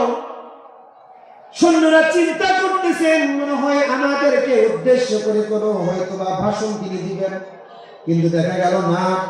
যখন ডালগুলো এক জায়গায় করে উঁচু একটা জায়গা তৈরি করা হলো, হযরত সাদ ইবনে আবি ওয়াক্কাস রাদিয়াল্লাহু তাআলা আনহু উঁচু জায়গায় দাঁড়িয়ে বনের হিংস্র প্রাণীদেরকে উদ্দেশ্য করে ডাক দিয়ে বললেন, ইয়া সিবালুল গাবা, হে বনের হিংস্র প্রাণীর দল, শুনে রাখো, নাহনু আসহাবু রাসূলুল্লাহ সাল্লাল্লাহু আলাইহি ওয়াসাল্লাম, আমরা জানাতন কোন আল্লাহর গোলাম নয়, আমরা হইলাম মুহাম্মাদুর রাসূলুল্লাহ সাল্লাল্লাহু আলাইহি ওয়াসাল্লামের সাহাবী। সুবহান। এই প্রাণীগুলো শুনে রাখো, আমরা জানাতন কোন আল্লাহর গোলাম নয়, আমরা হইলাম মুহাম্মাদুর রাসূলুল্লাহ সাল্লাল্লাহু আলাইহি ওয়াসাল্লামের সাথী সাহাবী। আমরা এখানে এসেছিলাম জিহাদের ময়দানে, যুদ্ধ করে বাড়ির দিকে যাইতেছি তো রাত হয়ে গেছে। আজকে রাতটা তোমাদের জঙ্গলে কাটাবো। আজকে আমি যে ঘোষণা করে দিলাম, আজকে রাতটা আমাদের জন্য তোমরা ছেড়ে দাও। আমার ঘোষণার পরে কোনো একজনকে যদি আমি দেখতে পাই তাকে হত্যা করব।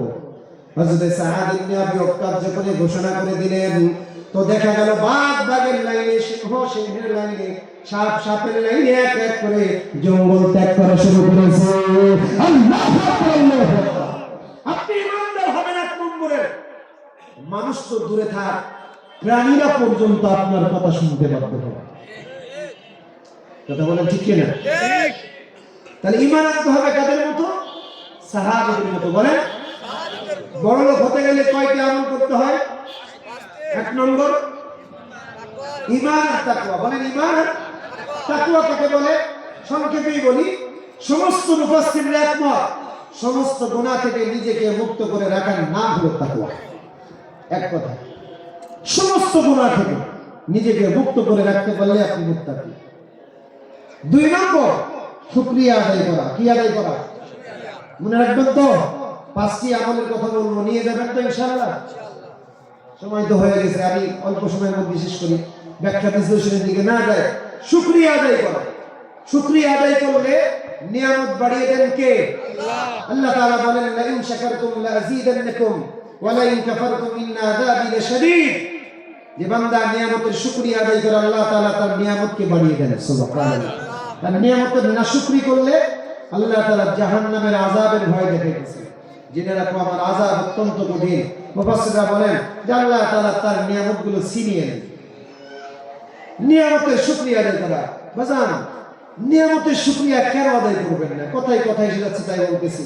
আল্লাহ তাআলা আপনার গোটা এই যে 3.5 বডির মধ্যে যে সম্পদ রাখছেন, বিশ্বাস করেন, এই যে করোনার সময় আপনি অক্সিজেনের কি মানে প্রয়োজন এটা বুঝতে পারছেন, ফিল করছেন, ঠিক না?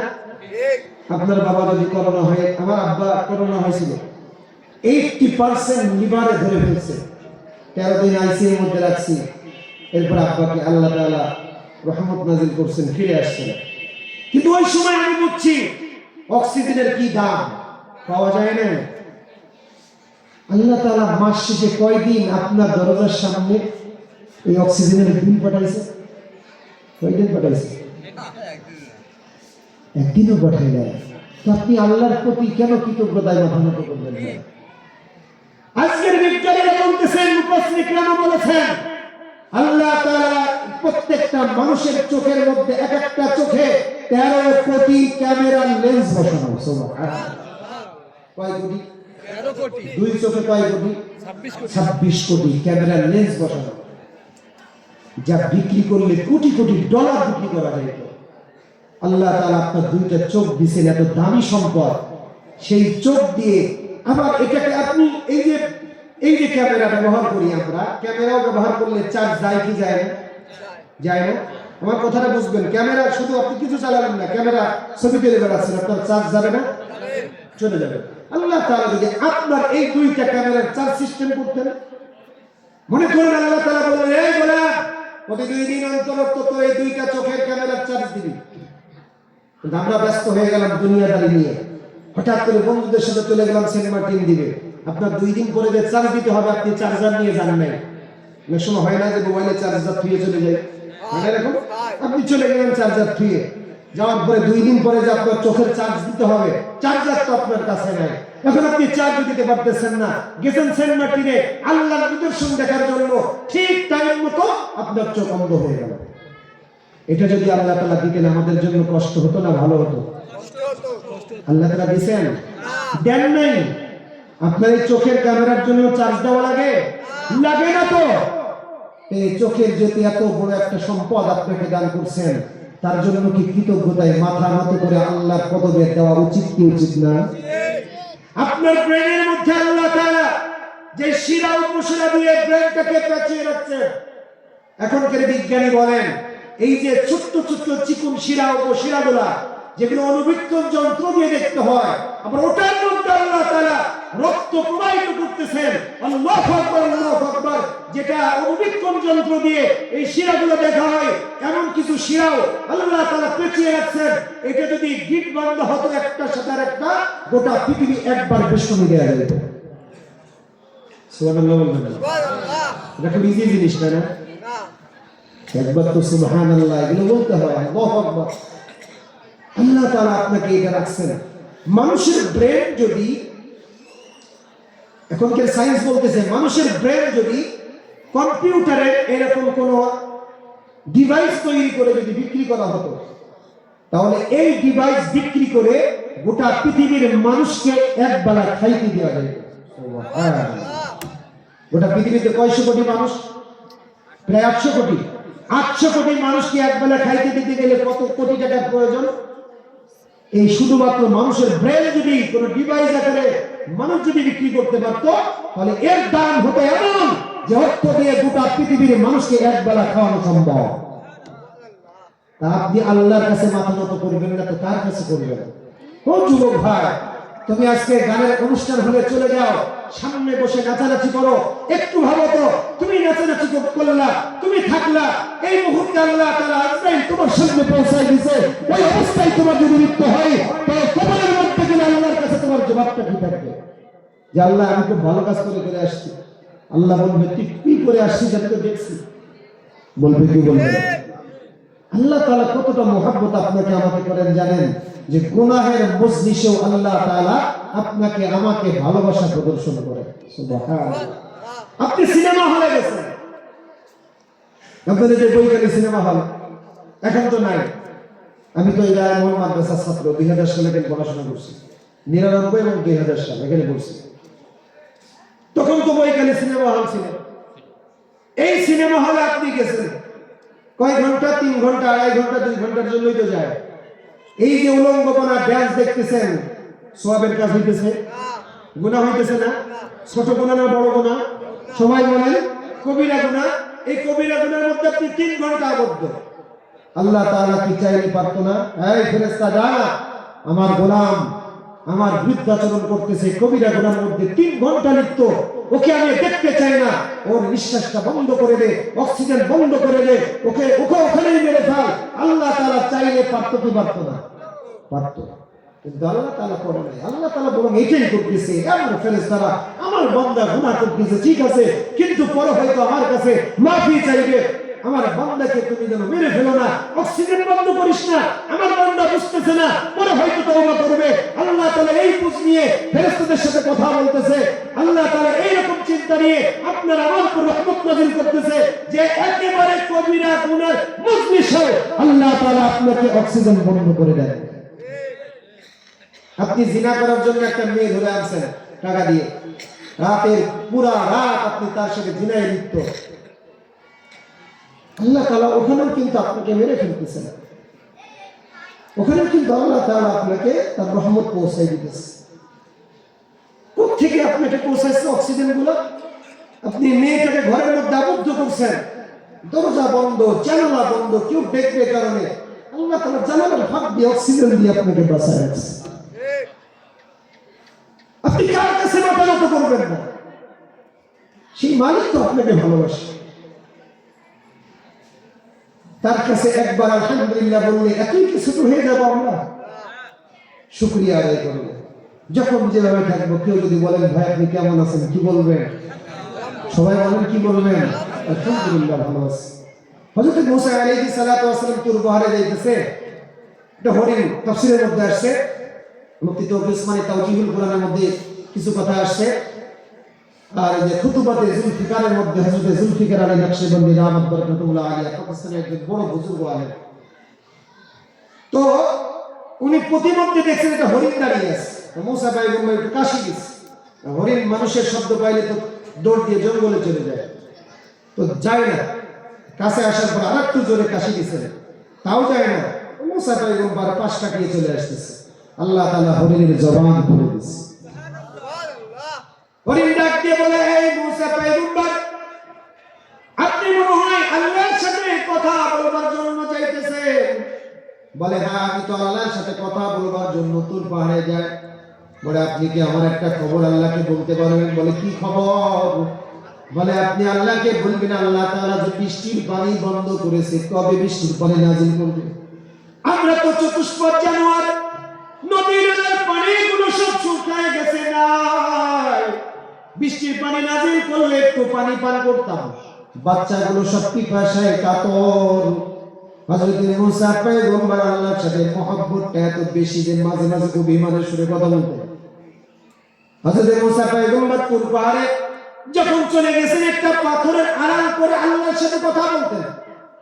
আল্লাহর সাথে কথা বলতেছেন, আল্লাহ এই যে তুমি কাজটা তো ভালো করো নাই, আসমানের বৃষ্টির পানি তুমি বন্ধ করে দিয়ে চতুষ্পদ অবলা প্রাণীকে কষ্ট দিতেছো কেন? কবে তুমি বৃষ্টির পানি নাযিল করবা? আল্লাহ তাআলা ডাক দিয়ে বলে, মুসা পয়গম্বর আগামী 100 বছরের মধ্যে আমি বৃষ্টির পানি নাযিল করব না।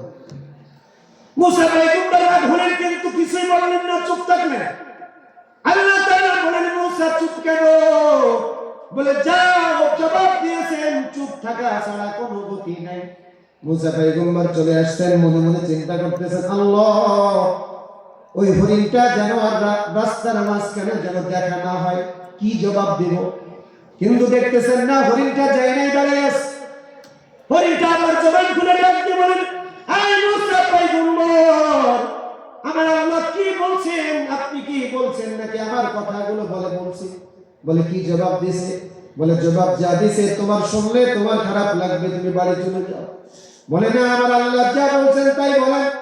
মুসা পয়গম্বর ডাক দিয়ে বলেন, এই হরিণ শুনে রাখো, আল্লাহ তাআলা বলছেন আগামী 100 বছর পর্যন্ত বৃষ্টির কোনো পানি আল্লাহ তাআলা নাযিল করবেন না। যখন এই কথা শুনছেন, তো হরিণটা জবান খুলে দিয়ে বলছেন আলহামদুলিল্লাহ। মুসা পয়গম্বর একটু আশ্চর্য হয়ে গেলেন, বলেন, বৃষ্টির পানি দিবে না, তাও তুমি কেন আলহামদুলিল্লাহ বলো? হরিণ ডাক দিয়ে বলতেছেন, মুসা পয়গম্বর, আমার যিনি মালিক, আপনারও তিনি মালিক, আমার যিনি সৃষ্টিকর্তা, কিন্তু তিনি সৃষ্টি করেছেন, তিনি জানেন তার মাখলুক জমিনের মধ্যে কেমনে ভালো থাকবে, এটা তার দায়িত্ব। আমার আল্লাহ যদি 100 বছর পানি নাযিল না করে যদি আমাকে বাঁচাই রাখতে পারেন, আমাকে যদি পালতে পারেন, তাহলে আমার কিছুই বলার নাই, কারণ আমি আলহামদুলিল্লাহ বললাম। মুসা পয়গম্বর একটু লজ্জিত হলেন। বাড়িতে যখন যাইতেছেন, উঠানে চলে গেছেন, তো পশ্চিম আকাশে কালো হয়ে গেছে। যখন উঠানটা পার হয়ে ঘরের মধ্যে প্রবেশ করতেছেন, আসমান থেকে ঝুমঝুম বৃষ্টি নাযিল হয়ে যায়। মুসা পয়গম্বর আল্লাহকে ডাক দিয়ে বলে, আল্লাহ তোমার কি লীলা খেলা বুঝি নাই, তুমি না বললা বৃষ্টি দিবা না? আল্লাহ তাআলা ডাক দিয়ে বলেন, মুসা রে, আমার মাখলুক এই হরিণটা যখন আমার কাছে কৃতজ্ঞতায় আলহামদুলিল্লাহ বলছে, তো আমার দয়ার সাগরটা ফুলে ফেটে উঠেছে। আমার দয়ার সাগরের মধ্যে একটা ঢেউ খেলছে। আমি আমার সিদ্ধান্তগুলো পরিবর্তন করলাম। আমি এখনই আকাশ থেকে আসমান আসমান থেকে বৃষ্টির পানিগুলো আমি ওই জানোয়ার মাখলুকের জন্য বর্ষণ করে দিলাম। আল্লাহু আকবার। শুকরিয়ায় মাথা নত করবে, আল্লাহ তাআলা নিয়ামত বাড়িয়ে দেবে। 3 নম্বর, আত্মীয়তার বন্ধন মজবুত করবেন। মনে রাখবেন, আপনার সন্তান বা আপনার ভাই কোটি টাকার মালিক, আপনি ভ্যান চালাচ্ছেন, আপনার ভাই কোটি টাকার মালিক। যে ভাই কোটি টাকার মালিক, তিনি ভাববেন যে আমার ভাই যতই ছোট হোক না কেন সে আমার ভাই, বন্ধনটাকে মজবুত করবেন। কিন্তু বাংলাদেশে অনেক ভাই আছে যারা কোটি টাকার মালিক, তাদের সাথে দেখা করতে গেলে অ্যাপয়েন্টমেন্ট লেটার নেওয়া লাগে, তাদেরকে আগে আগে জানানো লাগে। এরকম ভাই আছে। ভাই যদি ভ্যান চালক হয়, ভাই যদি কৃষক হয়, তো ভাইয়ের পরিচয় দিতে লজ্জা পায়। এরকম ভাই আছে না? ভাই আছে তো দূরের কথা, সন্তানও তো আছে। গত বছর আমরা বাংলাদেশে উল্লেখযোগ্য কিছু ওলামা একরাম, মাওলানা হাসান আলী সাহেব সহ আল্লামা খালিদ সাইফুল্লাহ উনি তো আমার সাহেব, ওনার মাতাহাতে চলার চেষ্টা করি, ওনার পরামর্শে চলার চেষ্টা করি। তো আমরা বেশ অনেক বড় বড় ওলামা একরামদের সঙ্গী হয়েছিলাম। গুলশানে একটা বৃদ্ধাশ্রমে গিয়েছিলাম। উনি একজন বৃদ্ধা ছিলেন, যার সন্তান গত বছর পর্যন্ত ওই ফ্যাসিস্ট সরকারের সচিব ছিলেন। কি ছিলেন? সচিবালয়ে চাকরি করতেন। আওয়ামী সরকারের সচিবালয়ে চাকরি করতেন গত বছর পর্যন্ত। সন্তান একটা মেয়ে, সে আমেরিকান প্রবাসী, আর একটা ছেলে, সে ডাক্তার। আচ্ছা বলেন তো, এই সন্তানের পিতা মাতা বৃদ্ধাশ্রমে থাকা প্রয়োজন? একটা বাড়ি গড়েও তো দিতে পারে, কি পারে না? কিন্তু দেখ নেই। আমরা বলতেছিলাম যে আপনি সাংবাদিকদের কাছে বলে দিতে পারেন এদের নামগুলা। বলছেন না বাবা, আমার সন্তানের তো প্রেস্টিজ যা আছে সব তো নষ্ট হয়ে যাবে। যুবক ভাই, আমার এই শেষের কথাটা একটু ওজনটা বুঝো তো। তুমি তোমার মাকে কষ্ট দাও, বাবাকে কষ্ট দাও, আত্মীয়তার বন্ধনটাকে শিথিল করতে চাও, অথচ মনে রাখবা তুমি যতই তোমার মা বাবাকে কষ্ট দাও না কেন, তোমার মা বাবা যখন দেখবে যে আমি পদক্ষেপ নিলে আমার সন্তান মাটির নিচে মিশে যাবে, তখন মা বাবা কখনো সন্তানের বিরুদ্ধে অ্যাকশনে যায় না। মা বাবা কখনো যায় না। আমাদের এলাকায়, আমার বাড়ি যেহেতু ঝিনাইদহ জেলা, এখানে লেখা আছে কুষ্টিয়া, এটা কুষ্টিয়া না, মূলত ঝিনাইদহ হবে। আমার এলাকা ঝিনাইদহ জেলায় কালীগঞ্জ থানা, নাম শুনছেন কালীগঞ্জ? আমার এলাকায় একটা ছেলে, আমাদের সম্পর্কের চাচা বলে ডাকি, উনি বিয়ে করছেন। আমি নাম বলি না, এমনি বলি বোঝাবার জন্য, যেহেতু সত্য ঘটনা। বউয়ের কান ভাঙানিতে মাকে বারান্দা থেকে বুকে লাথি মেরে উঠানে ফেলে দিচ্ছে। মুরব্বী মানুষ, নাক ভেঙে গেছে, দাঁত ভেঙে গেছে। তো যখন হাসপাতালে নিয়ে যাওয়া হয়েছে, তো আমাদের এলাকা যিনি জনপ্রতিনিধি ছিলেন, আপনারা এক নামে চিনবেন, কারণ উনি এতটাই ফেমাস যে ইন্ডিয়াতে যে টুকরো টুকরো হয়ে গেছে। বুঝলেন নেই মনে হয়? উনি আমাদের এলাকার এমপি সাহেব, আমারও পরিমাণ আশা। উনি চলে গেছেন ছুটে হাসপাতালে দেখার জন্য। তো যে বলতেছেন যে বুড়িমা, আপনি যদি অনুমতি দেন তাহলে আপনার সন্তানকে এখনই জেলখানায় ঢোকাবো। তো মা এই ঠোঁট ফুলা নিয়ে আর নাক ভাঙা নিয়ে বলতেছে, না ভাজান, আমার সন্তানকে জেলে নিলে আমি বাঁচতে পারবো না। এটা হচ্ছে মায়ের মহব্বত সন্তানের প্রতি। হুব্বে তাবিঈ মহব্বত, হাদিসের পরিভাষায় এই মহব্বতকে কি বলা হয়? হুব্বে তাবিঈ, গায়রে ইখতিয়ারি মহব্বত।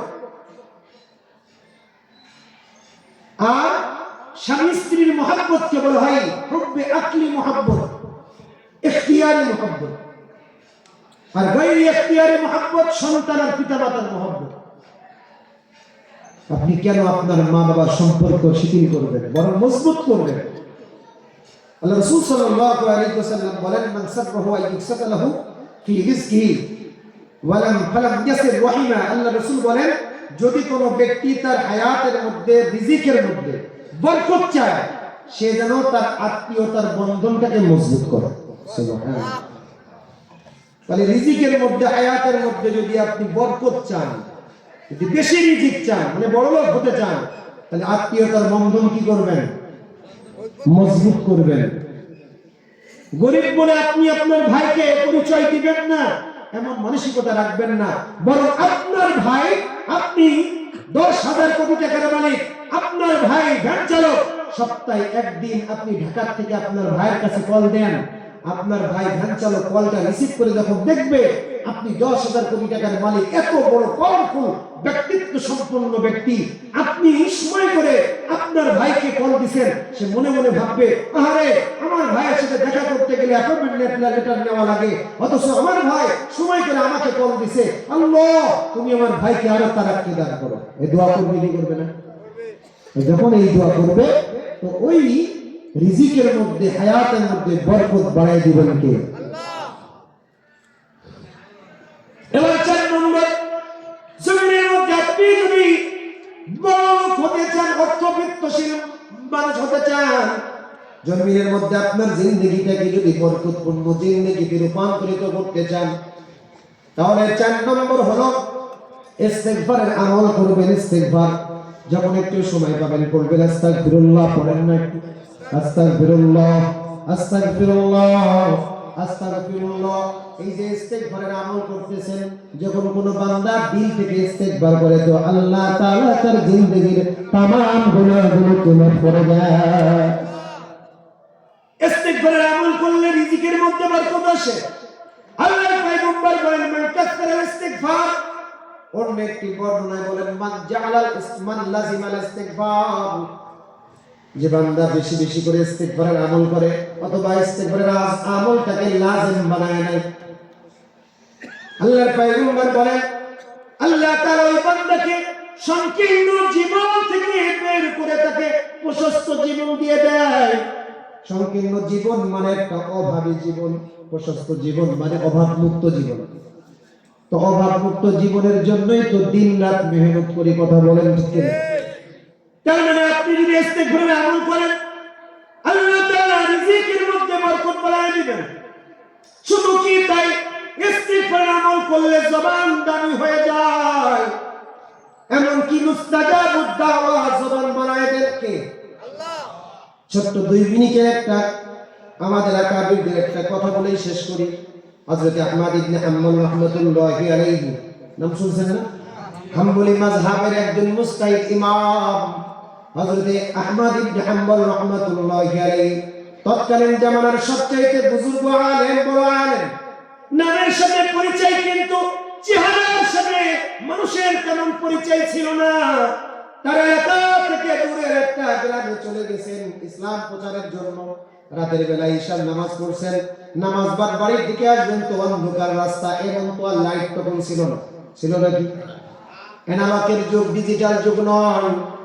হযরত আহমদ ইবনে হাম্বল ইমাম সাহেবকে ডাক দিয়ে বলেন, ইমাম সাহেব আপনি যদি অনুমতি দেন, আজকে রাতটাই মসজিদের মধ্যে কাটিয়ে দিয়ে আগামীকাল ফজরের নামাজ পড়ে আমি বাড়ির দিকে রওনা দিতে চাই। ইমাম সাহেব বললেন, না, নিরাপত্তার সাথে আপনাকে থাকার অনুমতি দিতে পারি না। হযরত আহমদ ইবনে হাম্বল এখানেও তাকওয়া অবলম্বন করছেন। কত বড় তাকওয়া, আল্লাহ তাকওয়াবান আল্লাহর গোলাম। তিনি যদি তার নামটা বলতেন তো ইমাম সাহেব 5 বার সালাম দিতেন, কারণ নামের সাথে পরিচয় মানুষের ছিল, চেহারার সাথে পরিচয় কারণ ছিল না। কারণ তখন ফেসবুকের জামানা না, যে মনিরুল ইসলাম আইয়ুবী আজকে রায়ের মহলে আসছে তো ছবি তুলে ফেসবুকে দিয়ে দিলাম, মানুষ দেখে চিনে ফেলল। তখন তো ফেসবুকের জামানা না। আহমদ ইবনে হাম্বলের দরবারে গোটা এলাকার মানুষ যাইতে পারতেন না, এই কারণে চেহারার সাথে কারো তেমন কোনো পরিচয় ছিল না, কিন্তু নামের সাথে পরিচয় ছিল। আহমদ ইবনে হাম্বল নিজের নামটা বলেন নাই, এত বড় তাকওয়াবান আল্লাহর গোলাম নিজের নামটা পর্যন্ত বলেন নাই, মসজিদ থেকে বের হয়ে গেছে। ওই এলাকার একটা বাজারে গিয়ে দেখতেছেন শীতের রাত, ব্যবসায়ী মানুষগুলা দোকান বন্ধ করে একে একে যায়। হঠাৎ করে দেখতেছেন একজন হোটেল মালিক, যুবক, একজন আল্লাহর গোলাম, সে রুটি বানাইতেছে, বিক্রি করতেছে, আবার টাকাও দিতেছে। যুবকের সামনে যে ডাক দিয়ে বলেন, এই যুবক আল্লাহর গোলাম, তোমার কাছে একটু ফেভার চাই, যে আমি আজকে রাতটা একটু তোমার এখানে থাকতে চাই, অনুমতি পাওয়া যাবে? যুবকটা ডাক দিয়ে বলতেছেন, এই মুরব্বি আল্লাহর গোলাম, সামান্য আপনি থাকতেই তো চাইছেন কি এমন বেশি কিছু আপনি আমার কাছে চাইছেন? যান, আমার হোটেলের পিছনে একটা বিছানা পাতা আছে, আপনি ঘুমান। ফজরের ওয়াক্তের সময় আপনাকে ডেকে দিব, আপনি নামাজ পড়ে আমার হোটেল থেকে নাস্তা করে তারপরে আপনি বাড়ির দিকে রওনা করবেন। আল্লাহু আকবার। হযরত আহমদ ইবনে হাম্বল এবার লক্ষ্য করলেন যুবকটা যখন খালি থেকে গোল গোল করে রুটি বানাবার জন্য ছিলেন, তো জবান খুলে পড়তেছেন আস্তাগফিরুল্লাহ। কি পড়ে? যখন এটাকে বলতেছেন তো পড়ে আস্তাগফিরুল্লাহ। এটাকে যখন আগুনের তা দিতেছেন তো পড়তেছেন আস্তাগফিরুল্লাহ। এটাকে যখন তোলেন তো পড়ে আস্তাগফিরুল্লাহ। এটাকে যখন বিক্রি করে দেয় পড়ে আস্তাগফিরুল্লাহ। আবার যখন অর্থ নেই তাও পড়ে আস্তাগফিরুল্লাহ। হযরত আহমদ ইবনে হাম্বল ডাক দিয়ে বলেন, এই যুবক আল্লাহর গোলাম, তুমি যে হাত কাঁধে ইস্তেগফারের আমল করো, তুমি কিছু পাইছো নাকি বাজার?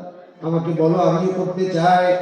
যুবক ডাক দিয়ে বলে, এই মুরব্বী আল্লাহর গোলাম, আমি যতদিন থেকে জবান দিয়ে ইস্তেগফারের আমল করি ততদিন থেকে আমি আমার মালিকের কাছে যেই দোয়া করি আমার মালিক কোনো দোয়া আমাকে ফেরত দেয় না। আল্লাহু আকবার। কোন দোয়া ফেরত দেয় না, সব দোয়াই কবুল করে। আহমদ ইবনে হাম্বল ডাক দিয়ে বলেন, কোন দোয়া কি তোমার মালিক ফেরত দেয় নাই?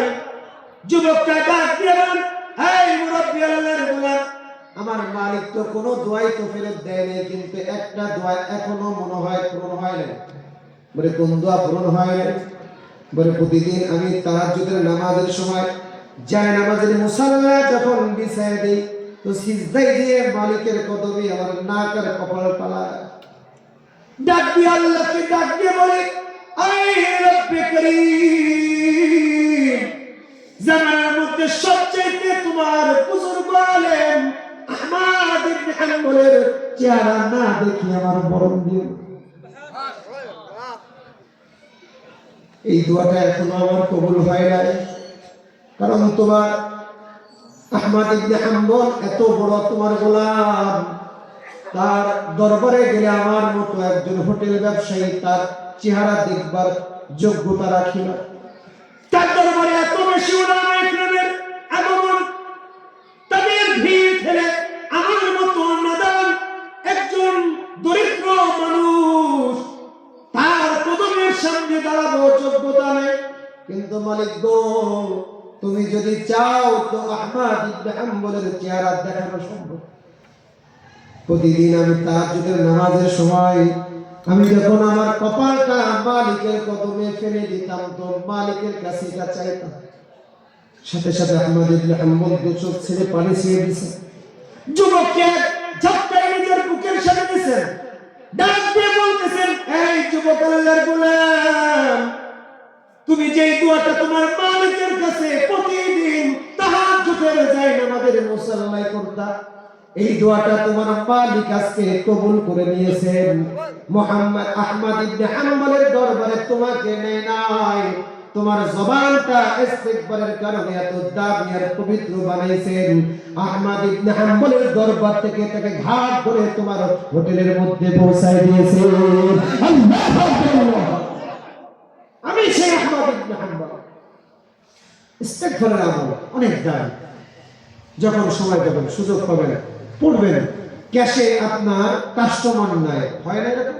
বসে আছেন ক্যাশে টেবিলে, কাস্টমার নাই, হাতের কর গুনে গুনে পড়তে থাকেন আস্তাগফিরুল্লাহ আস্তাগফিরুল্লাহ আস্তাগফিরুল্লাহ। কষ্ট হয়? পড়বেন, দেখবেন কাস্টমারের ব্যবস্থা করে দিবেন কে? আল্লাহ করে দিবেন। মানে ইস্তেগফার করবেন, রিজিকের ব্যবস্থা আল্লাহ তাআলা করবেন। ইস্তেগফার করবেন, রিজিকের মধ্যে বরকত আর রহমত নাযিল করবেন আল্লাহ তাআলা। সর্বশেষ 5 নম্বর, দান সদকা করা। বেশি বেশি করে যখন যেভাবে পারেন দান সদকায়, অ্যাবিলিটি থাকলে বেশি করবেন, অ্যাবিলিটি কম থাকলে কম করবেন, কিন্তু বন্ধ করবেন না।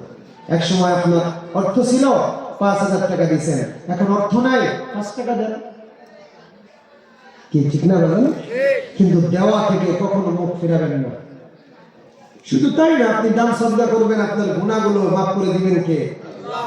রাসূল বলেন, আস-সাদাকাতু তুতফিউল খাতিয়া কামা ইউতফিউল মাউন নার। সাদকা যদি কোনো গুনাহগার যদি সাদকা করে তো আল্লাহ তাআলা তার গুনাহগুলোকে মাফ করে দেয়। রাসূল আবার বলেন, তোমরা জানো কেমন ভাবে গুনাহকে মিটায় দেয়? কামা ইউতফিউল মাউন নার, যেমনি ভাবে পানি আগুনকে নিঃশেষ করে দেয়। আগুনের মধ্যে পানি ঢাললে আগুন খুঁজে পাওয়া যাবে? আগুন নিঃশেষ হয়ে যায়। রাসূল বলেন, একজন গুনাহগার যদি সাদকা করে, দান করে, তো আল্লাহ তাআলা তার জিন্দেগীর গুনাহগুলোকে নিশ্চিহ্ন করে দেয়। আর যদি ভালো লাগে যায়, ফাউলাইকা ইউবাদদিলুল্লাহু সাইয়্যাতিহিম হাসানা, আল্লাহ তাআলা গুনাহটাকে নেকি দ্বারা বদলায় দেয়। সুবহানাল্লাহ। কয়টা কথা বলেছি আমলের কথা? 5টা। বলেন, যদি আপনি বড়লোক হতে চান, অর্থবিত্তশীল হতে চান, বরকতি জিন্দেগি পেতে চান, আমল করবেন কয়টি? 1 নম্বর, সবাই বলেন না, 1 নম্বর ঈমান আর তাকওয়া, 2 নম্বর, 3 নম্বর মাশাআল্লাহ, 4 নম্বর ইস্তিগফার, 5 নম্বর দান সদকা। দেখছেন, এই আমি আমার আজকের এই সিজনে এই অক্টোবরের শুরু থেকে শুরু করছি। এই সিজনে এই আপনারা যেভাবে বললেন না, এই ওয়াজ আমি আরো 3 জায়গায় করছি। কয় জায়গায়? এরকম কেউ বলতে পারে না। সুবহানাল্লাহ। তার মানে আপনারা ঠিকভাবে শুনছেন, এটা বোঝা যায়। আর অনেক জায়গায় শুনছে কেমনে, ওই যে শুনতে হয়, এটা শুনছে। আপনারা যে শুনছেন, এটা আমার দিল খুশি হয়ে গেছে। তাহলে এখান থেকে যদি আপনারা কিছু নিতে পারেন, ভাই মাহফিল কেন দেওয়া হয়? কিছু তো নেওয়ার জন্য না, নিবেন কিছু। আপনি 5 বছর ধরে মাহফিল শুনবেন, প্রতি বছর যদি আপনি 50টা মাহফিল শুনেন, 5 বছর শুনবেন, আপনি ছোটখাটো একটা আলেম হয়ে যাবেন। কিন্তু আমরা তো 5 বছর না, 10 বছর ধরে মাহফিল শুনতেছি, কিন্তু হাদিস কোরআনের কথা বলতে পারি না। কথা বলা ঠিক কিনা? তো অন্তত আজকে যে 5টা বললাম, অন্তত আল্লাহ তাআলা 5টার উপরে আমাদের আমল করার তৌফিক দান করুন। সকলে বলি আমিন। এখানে মাদ্রাসা আছে, এই মাদ্রাসা, যদি আমি মুসাফির মানুষ, আমার আগে যিনি ছিলেন উনিও মুসাফির, আমরা দোয়া করব, মুসাফিরের দোয়া কবুল করেন কে? মুসাফিরের দোয়ার মধ্যে কোনো পর্দা থাকে না? থাকে না। মুসাফির জবান দিয়ে যে দোয়া করে, আল্লাহ তাআলা সাথে সাথে কবুল করেন। তো এই জন্য আপনার সামনে যদি এখানে একটা মেশিন রাখা হতো, এই মেশিনের মধ্যে যে হাত দিবে সেই জান্নাতের থেকে একটা পাথর পাবে, বুঝতে পারলেন? তো আপনি হাজার যতই কষ্ট হোক না কেন, মেশিনে হাত দেওয়ার চেষ্টা করতেন না, জান্নাতি পাথর পাবেন। তো মুসাফির হালাতে বান্দা যখন কোনো দোয়া করে, তো আল্লাহ তাআলা দোয়া কবুল করে, এটা একদম খাঁটি কথা। আমি আল্লাহর কাছে হয়তোবা গুনাহগার গোলাম, কিন্তু যেহেতু এখন মুসাফির হালাতে, এখন যে দোয়া করবো সেই দোয়াই কবুল করবেন কে? আল্লাহ। দোয়া সবাই মিলে করবো। আমরা যেহেতু সবাই মিলে দোয়া করবো, একে অপরের জন্য দোয়া করবো, যাতে করে প্রত্যেকের জন্য দোয়া হয়ে যায়। এই মাদ্রাসা আপনাদের এখানে আসে, মাদ্রাসা ছাত্ররা এখানে লেখাপড়া করে। মনে রাখবেন, যে এলাকায় কোরআনের হাফেজ, কোরআনের আলেম থাকে, আল্লাহ তাআলা ওই এলাকার মধ্যে নূর পাঠায় দেন। কি পাঠায় দেন বলেন? নূর। কি নূর? দ্বীনের একটা আলোক পৌঁছায় দেন। ওই এলাকার মানুষ আর বদ্দিনের মধ্যে থাকে না, ওই এলাকার মানুষ কখনো বদ্দিন হয় না। কারণ কি? ওই এলাকায় একজন আলেম আছে, আলেমের বদৌলতে আল্লাহ তাআলা দ্বীনের একটা নূর ওই এলাকায় চমকায় দেন। আলেমের একটা নজরের দাম আছে। একজন আলেমের নজর কত দামি, যে নজরের কল্যাণে আল্লাহ তাআলা জিন্দেগি পরিবর্তন করে দেয়।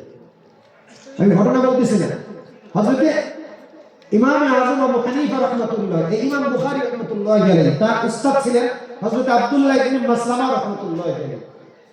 তো আব্দুল্লাহ ইবনে মাসলামা কিন্তু প্রথম থেকে আলেম ছিলেন না, ঘাট ছাড়া লোক ছিলেন। তো উনি তৎকালীন জামানায় বড় আলেম শুবা ইবনে হাজ্জাজ রাহমাতুল্লাহি আলাইহি বড় একজন আলেম। বাংলাদেশে এই জামানায়, বাংলাদেশের এই জমিনে, বর্তমান জামানায় আমরা বড় আলেম মনে করি যাত্রাবাড়ি হযরতকে, তাই না? যারা বড় আছেন তাদের ভিতরে কি যাত্রাবাড়ি হযরত মাওলানা মাহমুদুল হাসান সাহেব দামাত বরকাতুহুল আলিয়াকে মনে করি, হাটহাজারী হযরতকে মনে করি, পুঠিয়ার হযরতকে মনে করি, আমরা যশোরের আনন্দ করে হুজুরকে মনে করি। দারুল মাদ্রাসার মধু শেখকে মনে করি, কথা বলেন ঠিক কিনা? এনারা বড় বড় আলেম, এর ভিতর থেকেও ভাইরাল কিছু আলেম আছে, বড় আলেম আছে না নাই? আছে। এরা সমাজের মানুষের কাছে যেমন চাহিদা আকাঙ্ক্ষা, যে এলাকা দিয়ে যায় এলাকার মানুষ সব চলে আসে, আছে না? শুআয়ব ইবনে হাজ্জাজ ওই রকম তৎকালীন জামানায় এরকম ভাইরাল লোক ছিলেন। উনি পথ দিয়ে যাইতেছেন, আব্দুল্লাহ ইবনে মাসলামা, ওই যে বললাম ঘাটতলা লোক, আলেম হন নাই তখন, দুহাত প্রসার করে দাঁড়াইছে, দাঁড়িয়ে বলতেছেন, হুজুর আল্লাহ রাসূলের একটা হাদিস বর্ণনা করেন, যদি না করেন তাহলে আপনাকে যেতে দেব না। শুআয়ব ইবনে হাজ্জাজ বলতেছে, এই আব্দুল্লাহ ইবনে মাসলামা, আল্লাহ রাসূলের হাদিস এত সস্তা না যে রাস্তায় তোমাকে বর্ণনা করে শোনাইতে হবে। আমার দরজায় আসবা আগামীকাল, আমি তোমাকে বর্ণনা করে শোনাবো। বলে না, আপনি না বলা পর্যন্ত আমি আপনাকে যেতে দিব না। খুব হেডাম দেখা গেছে। শুআয়ব ইবনে হাজ্জাজ যখন দেখলেন যে এ তো পাগলা হবে না, খুব মহব্বতের একটা নজর ওর নজরের পরে ফেলছেন, ফেলে একটা হাদিস বর্ণনা করছেন, উনি ছেড়ে দিয়েছেন। ছেড়ে দেওয়ার সাথে সাথে আব্দুল্লাহ ইবনে মাসলামা শুআয়ব ইবনে হাজ্জাজের পা ধরে ধরছে, ডাক দিয়ে বলতেছে, হুজুর আমি ভুল করে ফেলছি, আমি আপনাকে কটু কথা এরকম উচ্চস্বরে কথা বলছি, রাসূলের হাদিস বর্ণনা করতে বলছি, আদেশ করছি, ভুল করে ফেলছি, আগামী কাল থেকে আমি আপনার দর্শের একজন ছাত্র হয়ে আসব। পরের দিন শুআয়ব ইবনে হাজ্জাজের দর্শের ছাত্র হয়েছেন, এমন ছাত্র হয়েছেন যে এত বড় আলেম হয়েছেন, তার ছাত্রই হয়েছেন ইমাম বুখারী রাহমাতুল্লাহি আলাইহি। শুআয়ব ইবনে হাজ্জাজের এক নজরের বদৌলতে আব্দুল্লাহ ইবনে মাসলামার জিন্দেগি পরিবর্তন হয়ে গেছে। আলেমদের নজরের দাম আছে। আলেমরা যদি খারাপ কিছু করেও ফেলে, সবাইকে এক ধরনের না হতেও পারে শয়তানি প্ররোচনায়, তারপরও আল্লাহ তাআলা তাদের বিচার করবেন পর্দার আড়ালে। আপনি আমি আলেমদের ইজ্জত তামসা করে দিই জমিনে, আর আল্লাহ তাআলা ইজ্জত রেখে বিচার করবেন।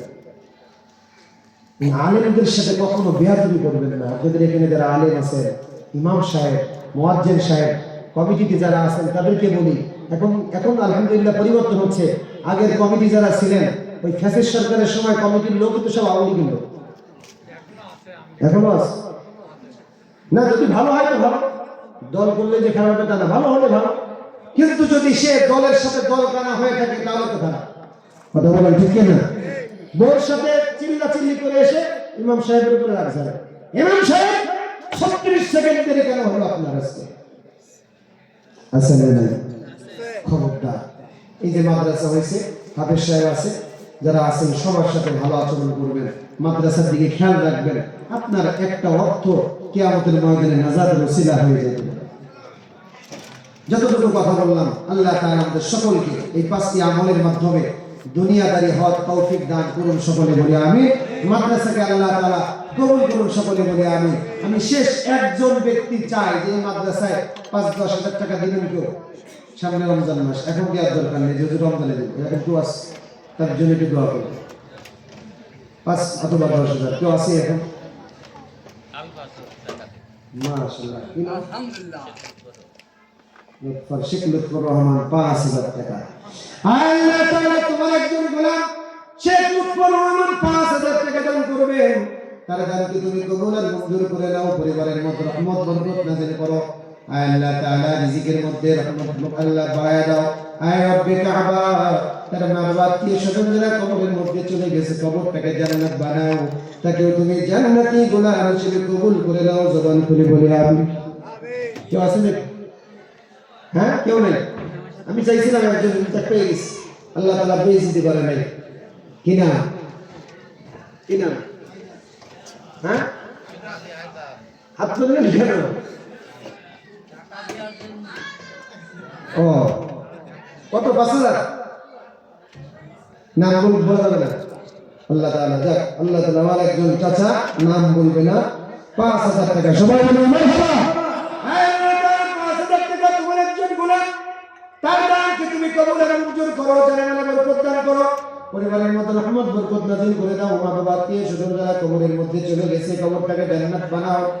আর আল্লাহ তাকেও তুমি জান্নাতি গোলাম হিসেবে কবুল করে নাও। জবান খুলে বলো আমিন।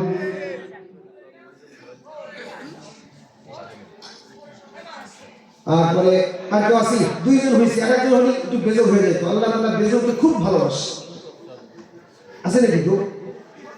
এই আমার কথা, বেজোরকে ভালোবাসেন আল্লাহ তাআলা? হ্যাঁ, বাসে তো। আল্লাহ নিজেও তো বেজোর। এই জন্য আল্লাহর সাথে একটু রঙে রং মিলানোর জন্য 3 নম্বর তো হতে পারি যে 5,000 টাকা আমি দিতাম। আল্লাহ বরকত দিবে দেখবেন ইনশাআল্লাহ। রমজান সামনে, আগামী মাসে রমজান। আজকে কয় তারিখ? 6 তারিখ। আগামী 6 তারিখে রমজান থাকবেন কিনা?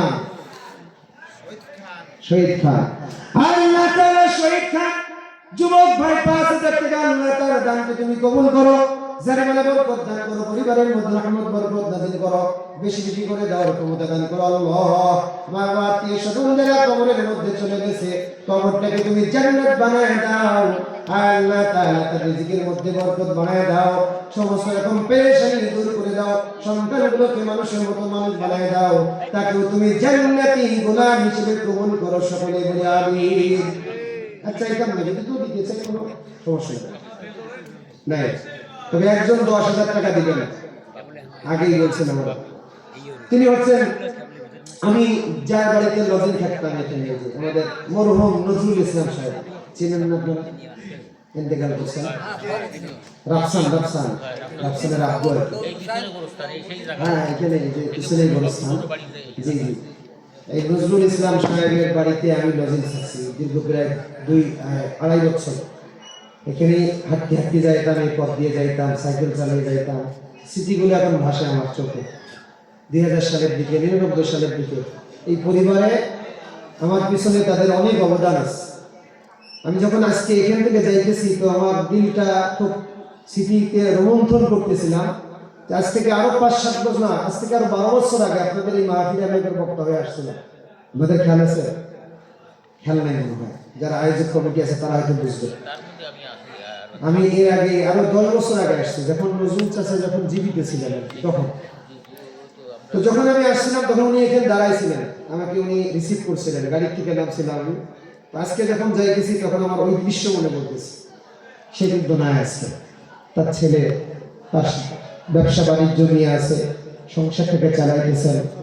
আমার মায়ের মতো একজন আন্টি আছেন, আমাকে সন্তানের মতো ভালোবাসতেন, এখনো পর্যন্ত ভালোবাসেন। তো তাদের জন্য সবসময় দোয়া করি, দিল থেকে দোয়া আসে। কিছু মানুষ আছে জমিনে যাদের জন্য দিল থেকে দোয়া আসে। এই পরিবারটা আমার কাছে সেরকম, যেখানেই যায় না কেন। এই ছোট্ট রাফসান যখন আমি তাকে পড়াইতাম, তখন প্যান্টও পড়তে পারতাম না, ছোট্ট। এখন তো বড় ব্যবসায়ী হয়ে গেছে। আল্লাহ তাআলা আরো তারাক্কি দান করুন, সকলে বলি আমিন। তো তার আব্বা রুহের মাগফিরাত কামনায় সে 10,000 টাকা দান করবে। আলহামদুলিল্লাহ বলেন। আল্লাহ তাআলা তার কবরটাকে, আব্বাজানের কবরটাকে জান্নাতের টুকরায় পরিণত করে দেন, সকলে বলি আমিন। এই মানুষটা আমার পিছনে অনেক অবদান। আমি যখন এই বক্তা লাইনে প্রথম, তখন উনি আমাকে এখানে আনছেন শুরুর দিকে। এতদিন যদি উনি বেঁচে থাকতেন তাহলে আরো খুশি হইতেন, আমাকে বলতেন যে লিখে থাকো, কারণ এই যে বক্তৃতা বা এই লাইনের মানুষ উনি খুব খুব মহব্বত করতেন। ওনাদের সাথে ওনার খুব মহব্বত ছিল। এই দারুল মাদ্রাসার মুহাদ্দিস সাহেব মহতুম সাহেবদের সাথে ওনার ভালো সম্পর্ক ছিল। আমাদের এই যে দারুল মাদ্রাসাতে সবসময় উনি থাকতেনই, বদলি সদস্য ছিলেন। এখন ওই জায়গায় রাফসান আছে। তো এই জিনিসগুলো ওনার ভিতরে খুব ছিল, খুব দান করতেন। আল্লাহ তাআলা কোনো একটা আমল যদি একটু কবুল করে নেয়, আল্লাহ তাআলা ওসিলায় যেন তার কবরটাকে জান্নাত বানায় দেয়, তার পরিবারটাকে সমস্ত রকম বালা মুসিবত থেকে যেন হেফাজত করে। আল্লাহ আজকে 10,000 টাকা দিয়েছেন, আগামীতে যেন আরো বেশি দিতে পারে, সেই আবিলিটি আল্লাহ তাকে তুমি দান করো, সকলে বলি আমিন। বিশেষ করে আমার আব্বা আম্মা একটু অসুস্থ, আমার আব্বা হার্টের রোগী, খুব অসুস্থ। তো আমার আব্বা আম্মার জন্য